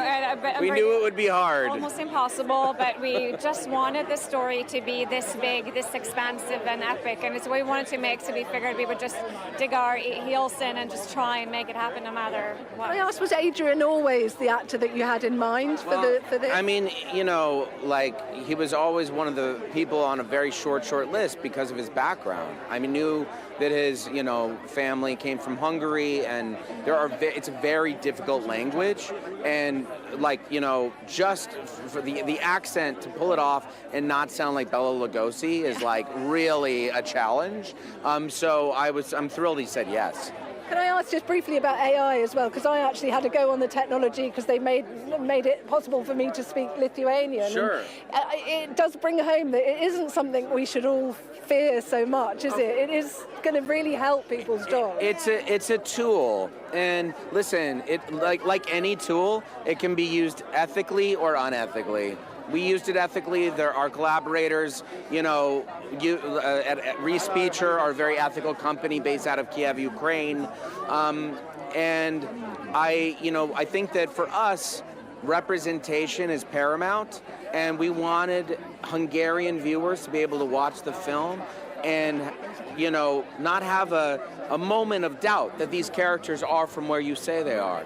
You said something wonderful in your Globe's acceptance speech about trusting the filmmaker that they with their vision. Do you stand by that? It's a wonderful masterpiece that you've created. No. I mean, listen. I think that I think that so many filmmakers, the agony that they go through in a post-production process, wondering if someone is gonna make an exquisite corpse of their baby.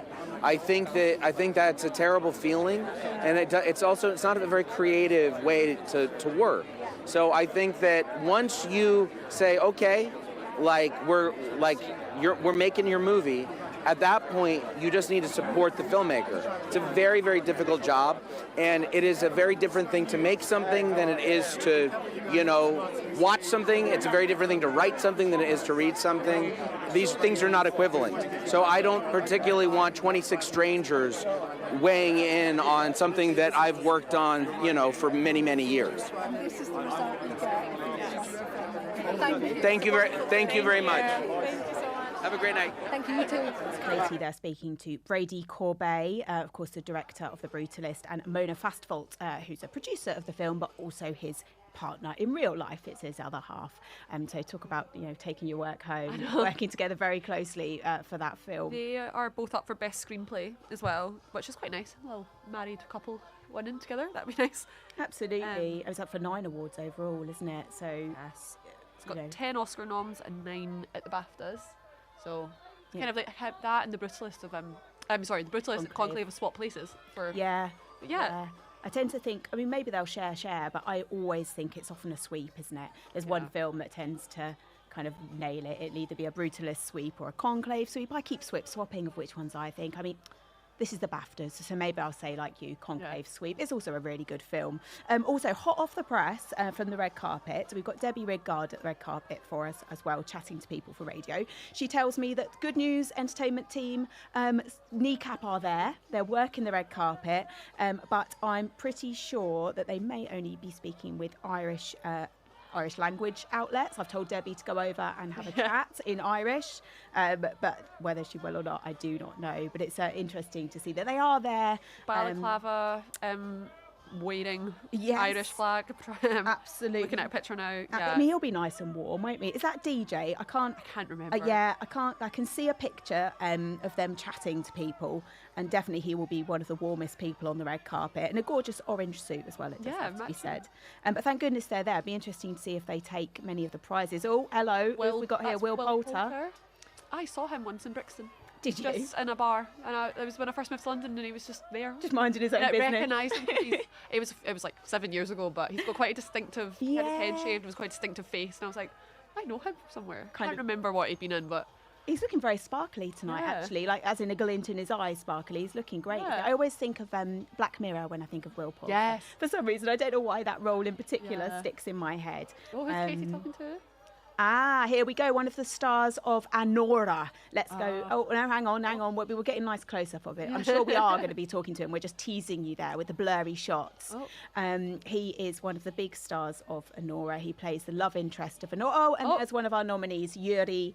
So Yuri is up for supporting actor. He's also up for an Oscar. Just worth saying. Yuri Borisov there. Up for Best Supporting Actor. Shall we go in? And is Katie talking to them? I think she's just doing like chitter-chatter, but I think she will be definitely talking to them later. Look at them. They're having a brilliant time. And as I've said, Anora, I think, is my personal favourite film. I fancy its chances as well across the awards. It's got 7 in total. I've got here, it's Best Film, Best Director, Best Actress, and Best Actor in a Supporting Role. There's a few more. So many. Yeah, so it's probably like it's up in the main categories anyway. But yeah. Great. We're going to be, so the reason that we're kind of checking in is because Katie's going to be talking to those guys live on TV. So hopefully we'll cut to that and you'll be able to hear what they've got to tell us. It's a really accomplished performance actually by everybody in that film. This is Yuri's international kind of breakthrough role. He's a Russian actor and he's very big in Russia. And yeah, this is like kind of big international breakthrough role. And he is, I think he's the first Russian to be nominated at the Oscars for the same role, for the same performance, but in over 4 decades. That's amazing. Yeah. Good stat. Good Molly. stat, I'm yeah. loving that stat. Yeah. And the only other person was Mikhail Baryshnikov, who was nominated in 1977 for his role in The Turning Point. So yeah, exciting time. Obviously, we've not seen Mikey Madison, who is the kind of the big star of Anora there, but she will be there, no doubt. I have no doubts that she'll be there walking the carpet at some point, but she is not with her other 2 co-stars there of Anora walking the carpet at the moment. I think probably over the last few weeks, I'd say the chances of Anora taking home gongs has really gone up. I feel like it's stepping in. Cynthia Erivo is there. It's really nice not to see her, because obviously when the campaign for Wicked, they were all wearing, like, Ariana was in pink, she was in green. And it's nice to see her in white, or cream even. Oh, she looks lovely. Look at that dress. I mean, it's a sculpture, isn't it? It's not just a dress, it's a sculpture. And her nails, I know she gets really bored of people saying, but you can't help but notice them because they are fantastic. They're so really long. are. Oh, here's Katie. Are we going to listen in now? And Katie chatting to 2 of the big stars of Anora there on the red carpet. Story of a stripper who falls in love with the son of a Russian oligarch. It is a brilliant piece of filmmaking, and I'm joined by two of the cast members here. Look, Anora, when you were working on it, did it feel like you were going to get as much attention as you've got tonight? What's this been like, this whole process of being nominated for awards? The process was amazing, incredible, and very interesting. This crazy ride is also very interesting and amazing. Everything that connects us with Anora is great, really, and we are very grateful to hold this. To be nominated for Best Supporting, how do you feel to be in that category? A little bit confusing because I know that it's a lot of very good actors in our team, you know, like Mark, for example, and Karen and Vacha, and for me it's a work of ensemble because we all together create this film. But anyway, I'm happy. Yeah, I'm happy about this. And the trouble is, you all did too many good performances. It was hard to just choose one or two of you. Mikey, though, Mikey Madison, who's up for Best Actress, she's so young to be in that category and sort of leading up against these leading figures within the industry. What, in your eyes, makes her such a good actress? Why does she deserve the credit? Firstly, she's an amazing human, because I think to be a good actor, you have to be a good human, and she really cares about everything, about her partners, about the script, about the story, about director, and I think it's her. Oh, I can't say secret, because if it's secret, I did something very bad, but it's her, you know, super skill like a person. Was she a great scene partner to have? What do you say? Was she great to act alongside? Не понимаю. Did you enjoy acting alongside Mikey? Как с ней было проходить этот путь? Yeah, it's crazy. You know, it was. We spend all our time together when during holidays, before work day, after work day, and it was. I don't know where. She's like my sister. I love Mikey. I don't know. She's so kind and so open. I don't know. I'm happy that she in my life. For those that have seen it, it descends into sort of carnage and chaos, the film. Was it quite a lot of fun, particularly for you, I guess, to be so out of control? Do people look at you differently now? No, it's not true. I was under the control of Sean. It's just not a control in general. It's like his, you know, this special atmosphere when you can do everything you want, you can do every suggestion, but anyway, you know that Sean know where are we going right now, and he know our what he wants. Yeah, and because it was very easy to improvise or do something because you know that Sean beside you and he will help anytime. Thank you very much for talking to us. Enjoy the evening. Have a great night. Good luck with Anora. It's a fantastic film. That's Katie talking to two of the big stars of Anora. Mark Idleshine, 22. He looks like he's having the best time. I love Swaskovsky on his top. He looks awesome. And then Yuri Borisov, who is up for Best Support Actor. Oh, Camila Cabello. Yeah. She's presenting an award tonight. Wow, look at that dress. I know. It's kind of like a spider web, isn't it? Like a beautiful diamond spider. She looks lovely. I'm still thinking about Cynthia Erivo. Oh, and when Katie was interviewing the guys from Anora there, Take That were on the red carpet. Take That are in the house, everybody. Yeah. I was just saying, it doesn't look like they've aged, but also they really have. So I don't know, it's weird. They look so happy to be there. It's cute. It's true. They're putting on a show tonight. They're performing, aren't they? During the ceremony, we'll see them at some point. I'm trying to remember where the performances were last week. I always feel it's like quite early on, but I might be wrong. Oh, Katie's with now. Oh, Katie has Coleman Coleman Domingo. Let's talk to him. Be a part of as well, because it's for those that won't have seen it. It's about the sort of arts program within a New York prison, isn't it?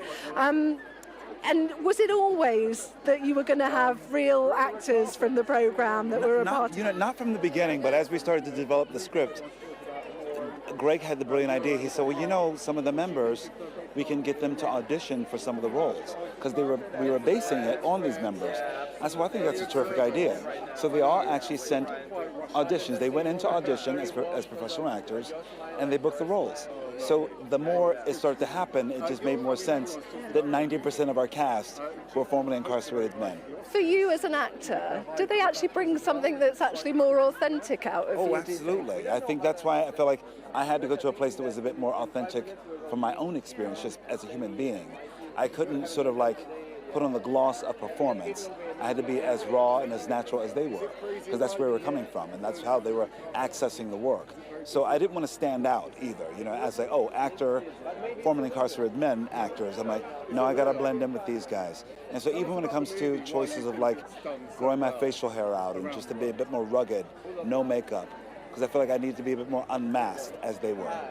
While it is wonderful having you here, there's a few people that actually haven't actually got the visas to come over as well. Can you tell us about the sort of upset of that? Well, of course. Well, you know, that's the systems that are at play, and hopefully that maybe this will start to change things, to ask, you know, what happens if a person has done their time, done their service, how much longer can that stain last on their travel or their access? I think we have to think about that. Like we were thinking about that in Los Angeles when it comes to the firefighters that were fighting the fires were incarcerated men. And it's like, these men should be compensated for their work, and they should also have pathways to become a firefighter when they're out. So maybe it's this also, I always look at the positive in these ways. Yes, it's sad that my colleagues can't be with me today, but hopefully maybe the attention can actually shed a light on this, and maybe can make some changes because of it. Is this film and the concept of this arts programme, do you think it highlights just the need and the importance of thinking about where we sort of incorporate acting into real life as well, I guess? I think so, and I feel like it's not only acting, but hopefully it's also gardening and caring for animals, and you know, giving people tools. And I feel like it's not just tool. It's not. What are all they have is time when they're in prison, and you want to give people something to do that is productive, that can do some work, because when they come out, what kind of person would you like them to be? So from that's what I think is like, well, you want to give people tools and access, and I feel like I know that theater saves lives, and they found theater to be this thing that really helped them cling on to their humanity, and I think we need more programs like this, whatever it's useful. I know that there's cinema programs and things like that. We need more programs to just make people feel in touch with their humanity. For some people, it's about sort of giving the opportunity in the first place, isn't it? Before they even got there. Many of my castmates say, if I had a program like this, if I had theater, if I had art, if I had another way to express myself when I was a child, maybe, just maybe, my life would be different. This is a wonderful film, and you are truly magnificent in it. Really nice to meet you, Coleman. Thank you. Have a brilliant evening. Coleman Domingo there, chatting to Katie on the red carpet. Of course, Sing Sing up for 3 awards tonight. I am loving that he accessorised his gloves with studs, but still has his shirt open, so he's probably a bit chilly, but looking awesome.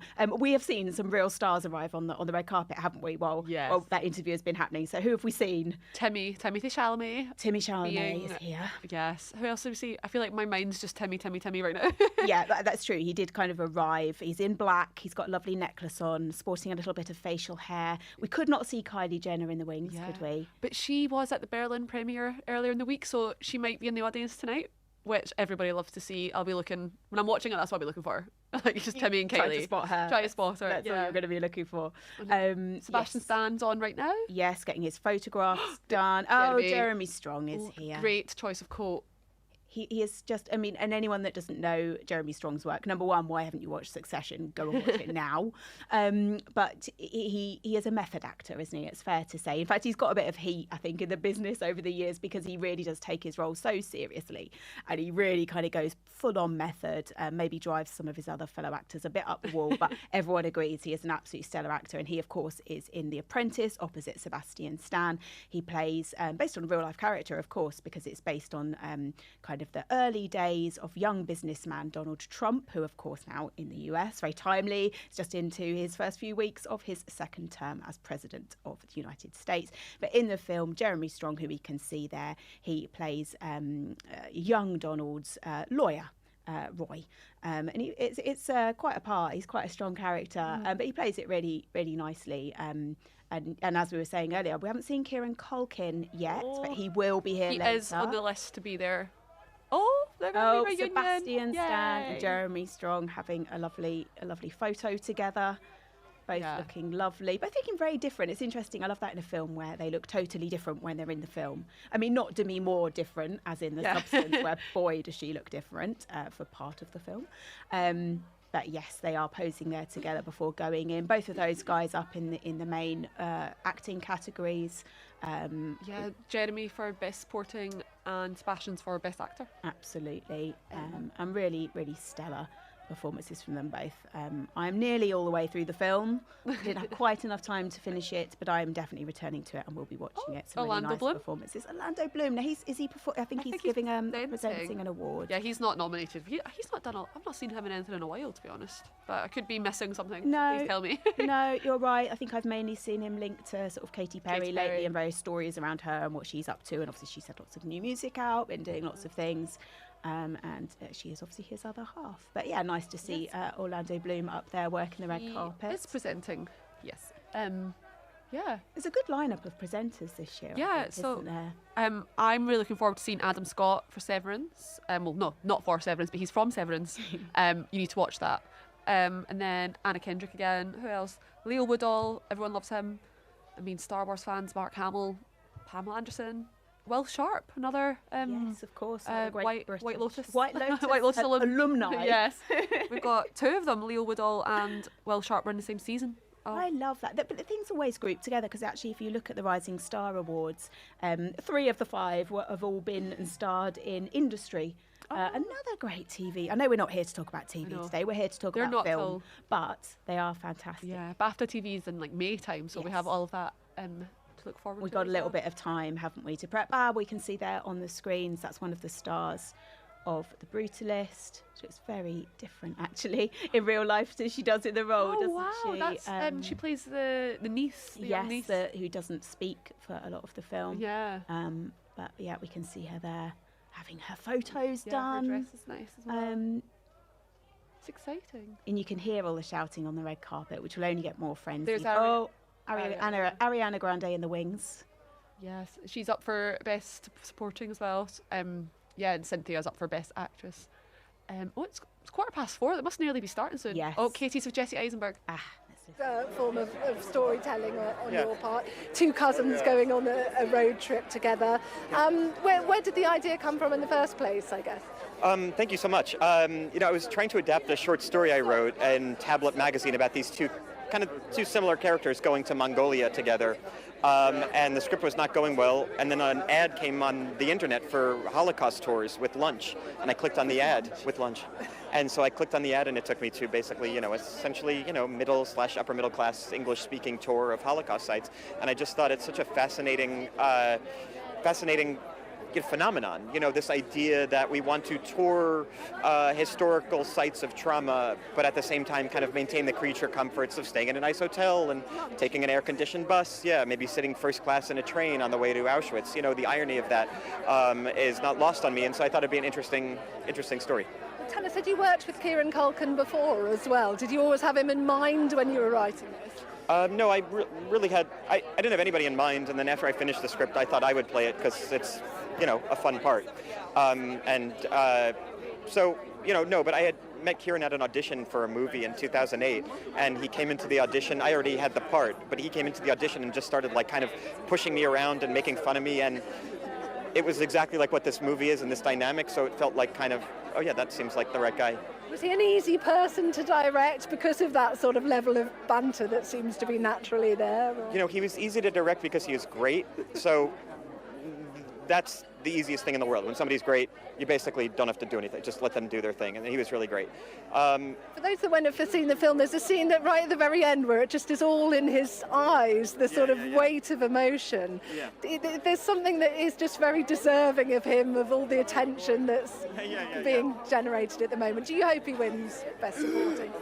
Yeah, I hope he wins everything. I mean, you know, whenever you work on a movie, you think that the people around you are like the greatest people on the planet because you're working so closely with them and you're living and working weird hours and everything, and you fall in love with everybody you're working with. And so with this, it just so happens that the guy I, fell in love with and was so enthralled by is also being received by the public that way. That's rare. Best of luck tonight. Very nice to meet you. Thank you. Enjoy the evening. Yes, look, sadly, I think Eisenberg, of course, the writer of A Real Pain. He's up for original screenplay. Then we've also got Kieran Culkin, who we've not seen on the carpet yet, but he will be there. He is up for the Best Supporting Actor, and a lot of people, including me, think he would definitely take that one today. I hope so. Everyone loves him. I love him. And of course, while Katie was chatting to Jessie there, we saw Ariana Grande having her photographs taken, looking unbelievably fabulous in a great big puffy dress. Oh, there's Saoirse Ronan. So all the dresses are coming out now, aren't they? Some really beautiful looks from all of our leading ladies and support actresses. She's up for the Outrun Best Actress. I read yesterday that her husband, Jack Lowden from Slow Horses, was a producer on that film, which I didn't know about, which is quite nice. I love these celebrity careers. And actually, Saoirse Ronan, I mean, she's a young whippersnapper, fairly young whippersnapper. She's been nominated 7 times. So, I mean, talk about successful. I mean, she is just crazy. But 7 times, no wins. So will tonight be her first night? There we go. There's Jack Lowden that you were chatting about. Yeah. Of course, from Slow Horses and other very good TV programmes. Yeah, she's also in Blitz, which is up for Outstanding British Film. She's not nominated for that, but the film is. The Steve McQueen historical war drama, and everything he does is amazing. So, yeah, it's quite nice to be fact. She could be up on stage twice. Yeah, BAFTA favourite Steve McQueen. Obviously, all of his work gets a lot of attention, and rightly so. The Outrun, I haven't heard so much about this. It's funny, isn't it? The various films that do and don't get lots of attention at award seasons, and sadly, there's like several films that get loads of the attention, and it's a bit of a shame that there kind of isn't a bit more to go around to some of these little films. But hopefully, seeing names like The Outrun, which I have not seen and I want to, you think now let's look it up. Let's take a look and take a look off the back of this, whether or not she wins it or not. Yeah, her performance for that has been critically, it's just praised. Like everything she does, she can't do anything wrong. She nails it. Everything she does, it's amazing. So, yeah. Who's this? Looking great. No, yeah. That's the trouble. There are so many people. I think you could literally you could spend the entire previous year trying to learn people's names and faces and still not know, because there's all these people that we don't normally necessarily see on the screen. But that's what it is. It's a celebration, isn't it, of the entire filmmaking community. And let's face it, when you watch the credits at the end of a film, there are so many, and you always inevitably think, wow, look at all the people whose talent went into making this film. I mean, it's outstanding, isn't it? Here we go, Lupita Nyong'o, we chatted about her earlier. She is one of the voice actors in Wild Robot, up for a couple of awards tonight. She might also be presenting something. I think you are right. Yeah. Yes, she is. She's one of the presenters tonight as well, looking gorgeous in monochrome. Yeah. It's really helpful having all these names, but annoyingly don't have enough eyes to see them all at the same time. So I will double. Yes, she is presenting. Yeah. And so is Leo Woodall, which is fun. Who else is on this list that I can see? Will we have a Bridget Jones reunion of Hugh Grant and Leo Woodall? I do hope that the snappers catch some photos of them saying hello to each other, and because they're the best bits, aren't they? Like we just saw Sebastian Stan and Jeremy Strong having a bit of a hopefully there'll be obviously romance. Cynthia and Ariana will be together all night, holding space. Quite literally holding space. Well, and they got matching tattoos as well, didn't they? To celebrate working together on part 1 of Wicked. Part 2 still to come next year. I keep forgetting part 2 is coming. Oh, there's Selena Gomez, one of the stars of Emilia Perez, of course, and she is up for Best Support Actress tonight. She is also presenting as well, I think, which is, I mean, that's tricky, isn't it? She's up against her co-star Zoe Saldana. Both fantastic performances. I mean, my money would be on Zoe. really kind of more to do with the role really than the actual performance. A lot of it is down to how much you can showcase, and we get to see her do so much. But yeah, really kind of interesting roles across the board for everybody in that film. Whatever you think of it, it kind of pushes boundaries. Everyone has to sing and dance a bit as well, which is not as easy as it looks. I do like to see Selena doing well. Like, I think because like we're similar in age, I followed her when I was younger, watching like Wizards of Waverly Place. Oh, so she's came back in the day. Yeah, she's came. She was in Barney as well. She was a Yeah. friend of Barney on the kiddies TV program. She's came far, and it's. I mean, I love Only Murders in the Building. She's great in that, but I don't really love her character. So it's nice to see her play something a bit different. I feel like she kind of just plays herself in but Only does Murders it in the really Building. well. Yeah. Oh, guys, Vera Wang is on the screen right now. She looks like she's doing a bit of a Bianca Censori moment, but don't worry, she's not taking everything off, I don't think. She looks absolutely fantastic. She's a BAFTA member. She is patron. She is obviously fashion designer. She is an icon. I'm a big fan of Vera Wang. It's lovely to see her on the red carpet there, looking utterly gorgeous. And she must be freezing, but I admire her immensely because I wear my socks everywhere I go, several pairs on currently. But to see Vera Wang working the red carpet like that and looking, I'm not going to say her age because age is just a number, but can I just say she looks about a quarter of her age, let alone half of it. And if I look half as good when I am getting the years up, I'll be very happy to look like Vera Wang at any point in I my love life. the sunglasses as well. Yes, Like, yes. definitely not. I mean, I don't even know what the weather's like outside. All I know is that it's cold. Yeah, we haven't got windows, sadly. Something that Sky News doesn't have many of, but there's not many windows. Yes. There we go. Lupita Nyong'o there having a photo. So hang on. No, this is one of the fellow presenters. I want to say it's Mark Hamill, but am I making look that like up? Mark Hamill. You know when you doubt yourself. Yeah. But I do believe he is going to be there, so it would make absolute sense for it to be him. I'm going to... Yeah, do take I will a look look. up for you. Yes. Yes, one of our big British stars there. He is presenting as well, yeah. There's so many... Demi Moore. Demi Yeah. Moore is here, looking utterly amazing, as one would expect. She looks amazing. She's gone for a high neckline, and boy, does that look good. Of course, she's one of the big hopes tonight for taking Best Actress. If she does, it will carry on her campaign, which is looking good so far in a couple of weeks to take home Best Actress Oscar. She's been working in the industry for decades and decades and decades. Since she was kind of in her very early 20s, and she's worked pretty non-stop. But as you said, popcorn actress was what she was told that she would be, and now she's proven them wrong because she's just all the big awards. She looks great as well. Like her dress, love it. I'd expect nothing less. I know. And in fairness, they do have a bit of help. All the designers are really keen to. Oh, hello, is that Guy Pearce? So we can see Guy Pearce on the red carpet. Hopefully, he'll be talking to Katie. We've already chatted to him during this award season. I think Debbie Riggard caught up with him and Felicity Jones, and was talking to them about their performances and about working opposite Adrian Brody. Who's an absolute sky. Should we have a listen in? Just how far you've grown as an actor? I don't know that events like this put it in perspective. I think just, having worked for 40 years puts things in perspective, to be honest. Yeah. Quite a long time. Yeah, quite a long time. Quite old now. And Guy, I want to ask you a little bit about the film and the fact that your character is very, very complicated, very, very rich, and a little bit evil. There's a scene in the movie where basically you disappear. What happens to you? Or is that giving away the film? Oh, I'm not going to tell you what happens to me. That's part of the joy of the film, is that it leaves it up to the audience to try and think about what might happen to him. How proud are you of The Brutalist? Very proud, yeah, really. And not so much proud, but just really happy to be part of it. I think it's an extraordinary film, and I feel really lucky, fortunate, and grateful to be part of it. Yeah. I know this is a ridiculous question, I'm sorry. EastEnders is turning 40. You started out in soaps. What makes soap actors so good?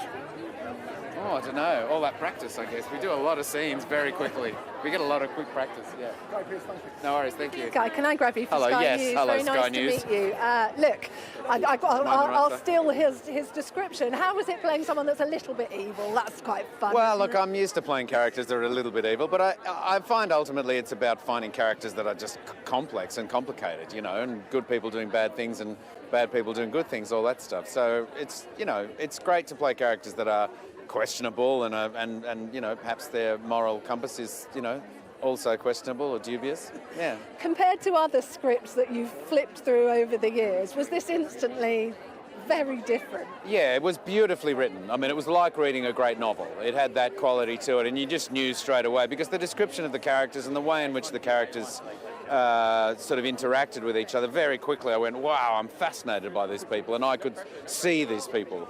Quite often I'll read something and it might be a great story, but I don't fully get a sense of the character, and I've got to talk to the director more to try and understand who it is that they want me to play, and whereas this was very clear from the outset. I didn't have to do any work at all, to be honest. I just sort of went, that guy, okay.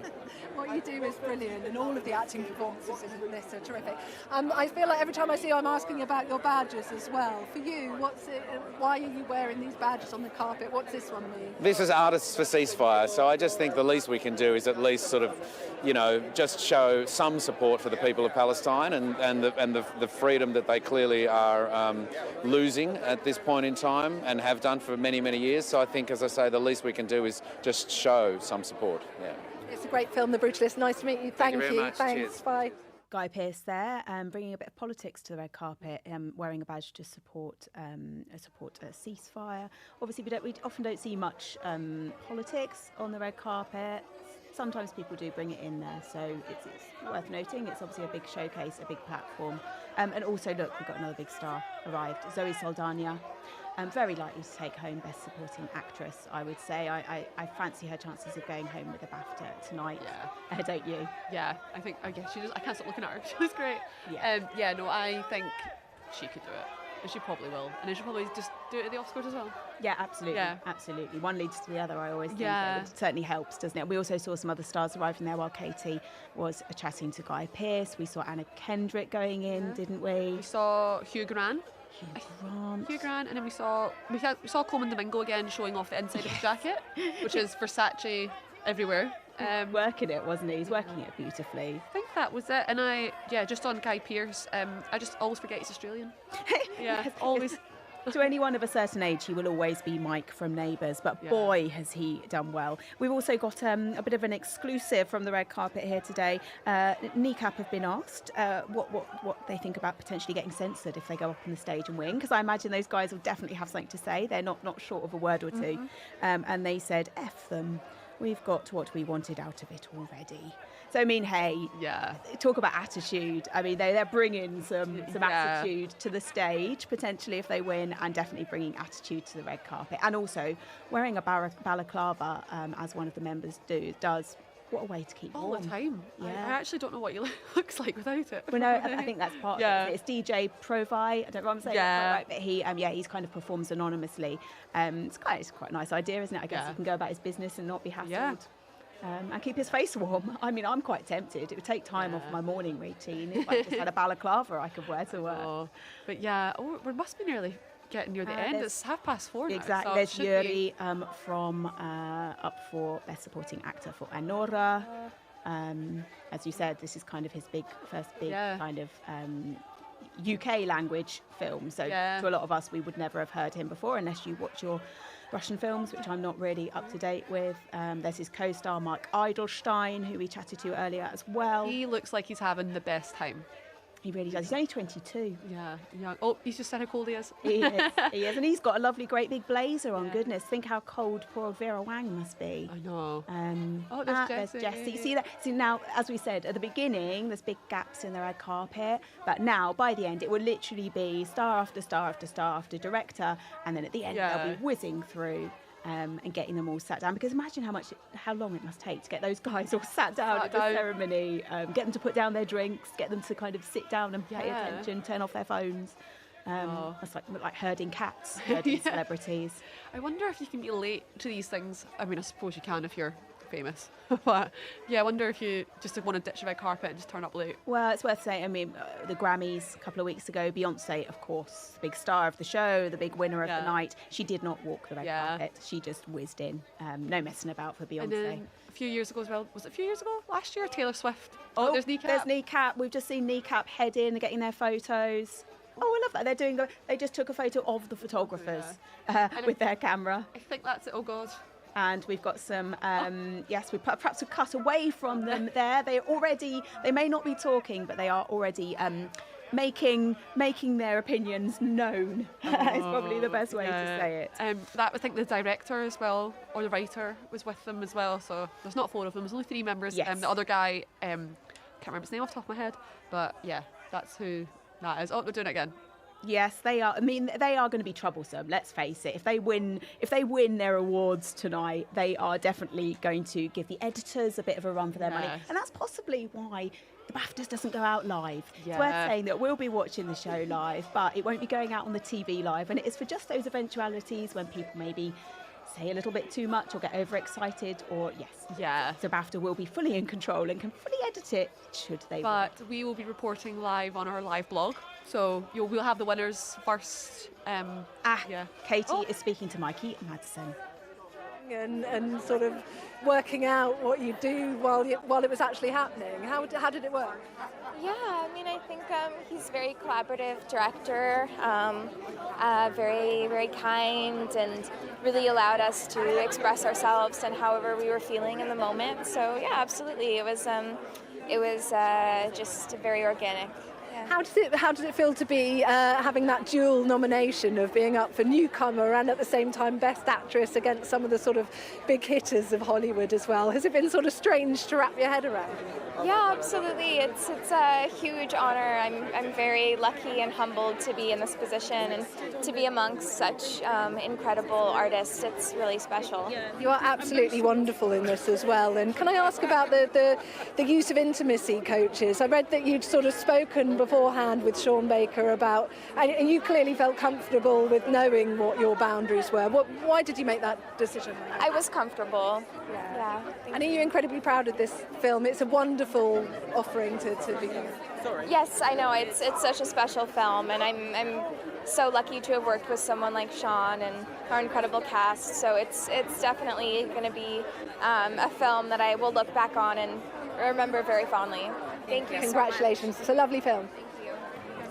Adrian Brody. We've just been chatting there to Mikey Madsen, the breakout star of Anora. Very, definitely up there to win Best Actress tonight. She might be pipped to the post by Demi Moore. We can see Vanessa Kirby doing some posing there. She's presenting, I think. Yes, and I just still obsessed with her performance from The Crown.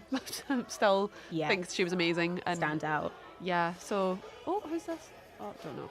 Fantastic gold. I love a bit of sparkle at the event. It's also worth saying that a lot of the celebrities we're seeing kind of, as well, we've just seen some rude gestures on the red carpet. We're also seeing lots of gestures based around being cold. It's actually really chilly on the red carpet tonight. It may not be raining, but definitely you can see there's a bit of a wind, and a lot of the stars, even the fellas in their blazers and stuff, they're kind of signalling that they're a bit chilly. So I think they are all suffering for their art a little bit and kind of shivering, but trying to look nice in the photos still. Yeah, and when Katie was talking to Mikey there, I think I saw Felicity Jones from The Brutalist snaffling. Yes, I think it was her. Could be wrong, but I'm 99% sure it was her. What was she? Did you spot what she was wearing? I didn't see her at all. She ran in. Yeah, it was too quick. Simon Pegg. All black. Simon Pegg's there. He's presenting as well, I think. Yeah, it really is a great roster of presenters. I know. I've said that, but I really think that. And of course, Warwick Davies, who went in earlier, we saw him on the red carpet. He's being presented with the BAFTA Fellowship this year, so we'll see him definitely later in the show being presented with things. And Jeff Goldblum, who we saw right early on, actually, he was there early doors, wasn't he? Maybe he's got to do a bit of tinkling on the piano. Yeah, maybe he's rehearsing. Rehearsal, yeah, exactly. So he'll be playing. That's one of our potential BAFTA rising stars. That is David Johnson. One of the stars of industry, as amongst other things, and he is up for the Rising Star Award with 4 other people. He's looking great tonight, actually. He's really working it. Rye Lane star as well. That's what he's in. I knew I recognised him. Yeah, Letitia Wright, looking gorgeous in kind of oxblood, maroon burgundy. I think she is presenting an award as well. Yes, she is. Yeah. Oh, it's actually very interesting. Several of these dresses have those kind of panels on, don't they? Like either a panel at the front or a panel at the back, structured, Zoe's was like that. Hers is like that. And obviously Cynthia went full on, kind of like almost like a windscreen. I wonder if when she sits down if she'll have to take it off. Like I wonder if it will kind of rise up. I don't know. No, I'm sure there'll be no wardrobe malfunctions. I'm sure her people have checked it all out and made sure it works. It will be edited out. Exactly. Well, as you can see now, we've literally got kind of like the last clutches of people. I mean, people don't, I think, have to be actually sat down in the room ready to go until just before 5, but it takes a long time to get so many people into one room. So I'd like to think as well, you want your drink, you definitely want your drink, wouldn't you? You want, like, last minute bathroom break. Yes, check your makeup. Yeah. So, I'm surprised, like, I knew it all would get like this at the end, but I'm surprised there's still so many. Showbiz is all about hurry up and wait, isn't it? It's lots of waiting around until go, but that's just how it works. And we can see here, obviously, it's a bit of a pipeline with the photos, with the journalist interviews, and of course, like, obviously, we're there on the red carpet. Katie's chatting to people for us. All the other big outlets should be there on the carpet. There'll be influencers, there'll be radio stations. Adrian Brody. Look, he's left it to the last minute because he knows he's going to be popular. He's looking very happy tonight, actually. He's looking, got a real sparkle. Yes, of course, one of the leading front runners, I'd say, in the leading actor category. I think it's him and Ralph Fiennes that will be going head to head, in my opinion. I would know it was Conclave at the start, but now I'm thinking maybe it will be the Brutalist. It was interesting when Katie was speaking to the director, him saying about him not being necessarily, he was always on the list. He was always an actor. He considered playing Laszlo Toth, the architect he plays in The Brutalist, but it was not just him. And so obviously he was overjoyed when it actually worked out and came to fruition, because I think it's taken him about 10 years to make this film, Brady Corbet, 10 years to put together and get to air. So anyone, I mean, not many of us make a film, do we? No. But it's a labour of love, and for it to then finally work like this and obviously get all this recognition is a big deal for people. Another fun fact about The Brutalist is where can I read my own handwriting? Yeah, it was filmed in Hungary, wasn't it? I think a lot of it. Yes, but so basically the way they filmed it is a thing called VistaVision. Maybe VistaVision. Don't know how to pronounce it. Tell me more. Which is like it's a higher resolution of 35 mm. But basically it's the same format that was used in the big Hollywood pictures in the 1960s. And like that may be why it looks so aesthetically nice. Like, the way it's shot. The cinematography was. Oh, we need to listen to Katie. Ralph Fiennes being spoken to there by Katie Spencer. Isn't it? That's why it's done so well, because the suspense that's built with it. Yes, that was on the page of the screenplay, and I think Edward's intelligence and his film instinct was really able to sort of carve that tension, that narrative tension, because he's just very intelligent, and I think we were a strong cast. We all bounced off each other, and it was just there's no recipe, I think, for. You can have good film scripts and they can not work out, and I think in this instance, because of Edward, I'm just in such awe of his atmosphere on set. He allows, you see, a lot of directors are quite impositional, which can be great, but I think actors feel very supported when the director allows them to follow their instincts, and you feel there's time, even when there's no time. Thank you. I'm so sorry, we have to move on. Well, we will at some point have a conclave, and the divisions. I think there might be one or two divisions or different alignments in the Catholic Church. They will come to the fore at some point, like we see in any election, anyway. So, thank you. We have the last one. Ralph Fiennes there talking to us on the red carpet. You could see there, you could hear the PR literally saying, "I'm sorry, I need to take him in now," because that's how it is. He's literally wanted in the auditorium to sit down so they can start the show. I love that he just kept talking though. Like they just keep going until he's done making his point or answering the question. Absolutely, they're meaty points, isn't it? Talking about the Catholic Church. There we go, Mikey Madsen. They're looking lovely in cream. I think she's 25, 26. So still very young. So young. I mean, hence she's up for both leading actress and also rising star. So she's a worthy nominee in both, and could in theory win both. Yeah, it's fantastic. That would be. She'd be setting a record and stuff like that, or history. She'd be the first to do it. I think that it's definitely people have been up for both before. but not often, because as you say, like normally you have to establish yourself a bit, but she has just, obviously Anora is a pretty special film actually, and it's definitely a standout performance. I need to know more about the Take That choices, like why Take That? I mean, definitely the Take That hit me while watching the film. It didn't spoil the film for me, but I definitely didn't see that link and wasn't expecting it. While we were chatting earlier there to Rafe Fiennes, we also saw Naban Rizwan arriving on the red carpet. He is one of the other fellow Rising Star nominees, so he was going on in. I can't help but wonder if he'll be chatting to Jeff Goldblum, because they've starred in Chaos together, so I'm sure they'll be catching up at some point during the show or afterwards at all the plethora of after parties, which of course take place straight after the BAFTAs into the night and probably into tomorrow as well. So yeah, we're just working through. You can see them literally now. They're only getting a couple of photos each because you can see how fast it is. Whereas earlier on it was long.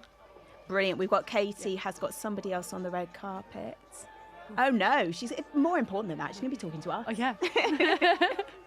Love there it. she is there. Hi there, Katie. Someone with me. Katie. No, finally, I'm on my own. It's very good. It's these really strange events within the entertainment calendar that we have, where usually it's sort of the one film premiere you go to, and you know exactly who's going to be in front of you, and you know exactly what the film is and what you're going to ask. This is sort of chaos and confusion of anyone being presented in front of you at any time, and it's all a bit like running on adrenaline for the last 2 hours. But we got a few famous faces, didn't we? I thought it was quite good You fun. got more than a few, Katie. You are like a swan. Your legs may be pedaling furiously, but you look smooth and elegant and beautiful as far as we're concerned. Honestly, you've spoken to all the big stars. We enjoyed you speaking to Rafe. He was fantastic. And will we be seeing him step onto that stage and being the big winner of the night? Maybe. I know. I'm slightly gutted that we didn't actually get to talk to the boys from Kneecap. That was the one group that we were really wanting to talk to, but actually in the end they ended up rushing inside. Look, tell me, ladies, who, from a fashion perspective, what did I miss? Did anyone have a really good frock on? Cynthia Erivo's dress was amazing. Cynthia is working it, as you'd I don't think we saw anyone from Wicked down here. I mean, absolutely. Ariana Grande was looking beautiful in a great big pink and black number. Has to be said, I mean, Vera Wang, I'm just personally obsessed with her anyway, but she looked fantastic. And am I right in thinking, just in the way you're standing, it's a bit chilly on that red carpet, because Vera Wang was not wearing loads of layers. Oh, Vera would have been absolutely in need of a warm thermal coat of some description as soon as she gets off of here. What an evening it's been. Everyone's packing up here now and sort of heading inside. So no doubt we will soon be finding out exactly who's won what at the ceremony, which is very exciting in itself. Is there a BAFTA that we could get in terms of our red carpet achievements over the last Well, do you know what, Katie? It's funny you say that. Is... We've got a couple. We've got a couple here in the studio, and I'm going to put your name on one of them, because you're doing a stellar job there on the red. I can literally see them packing it up around you.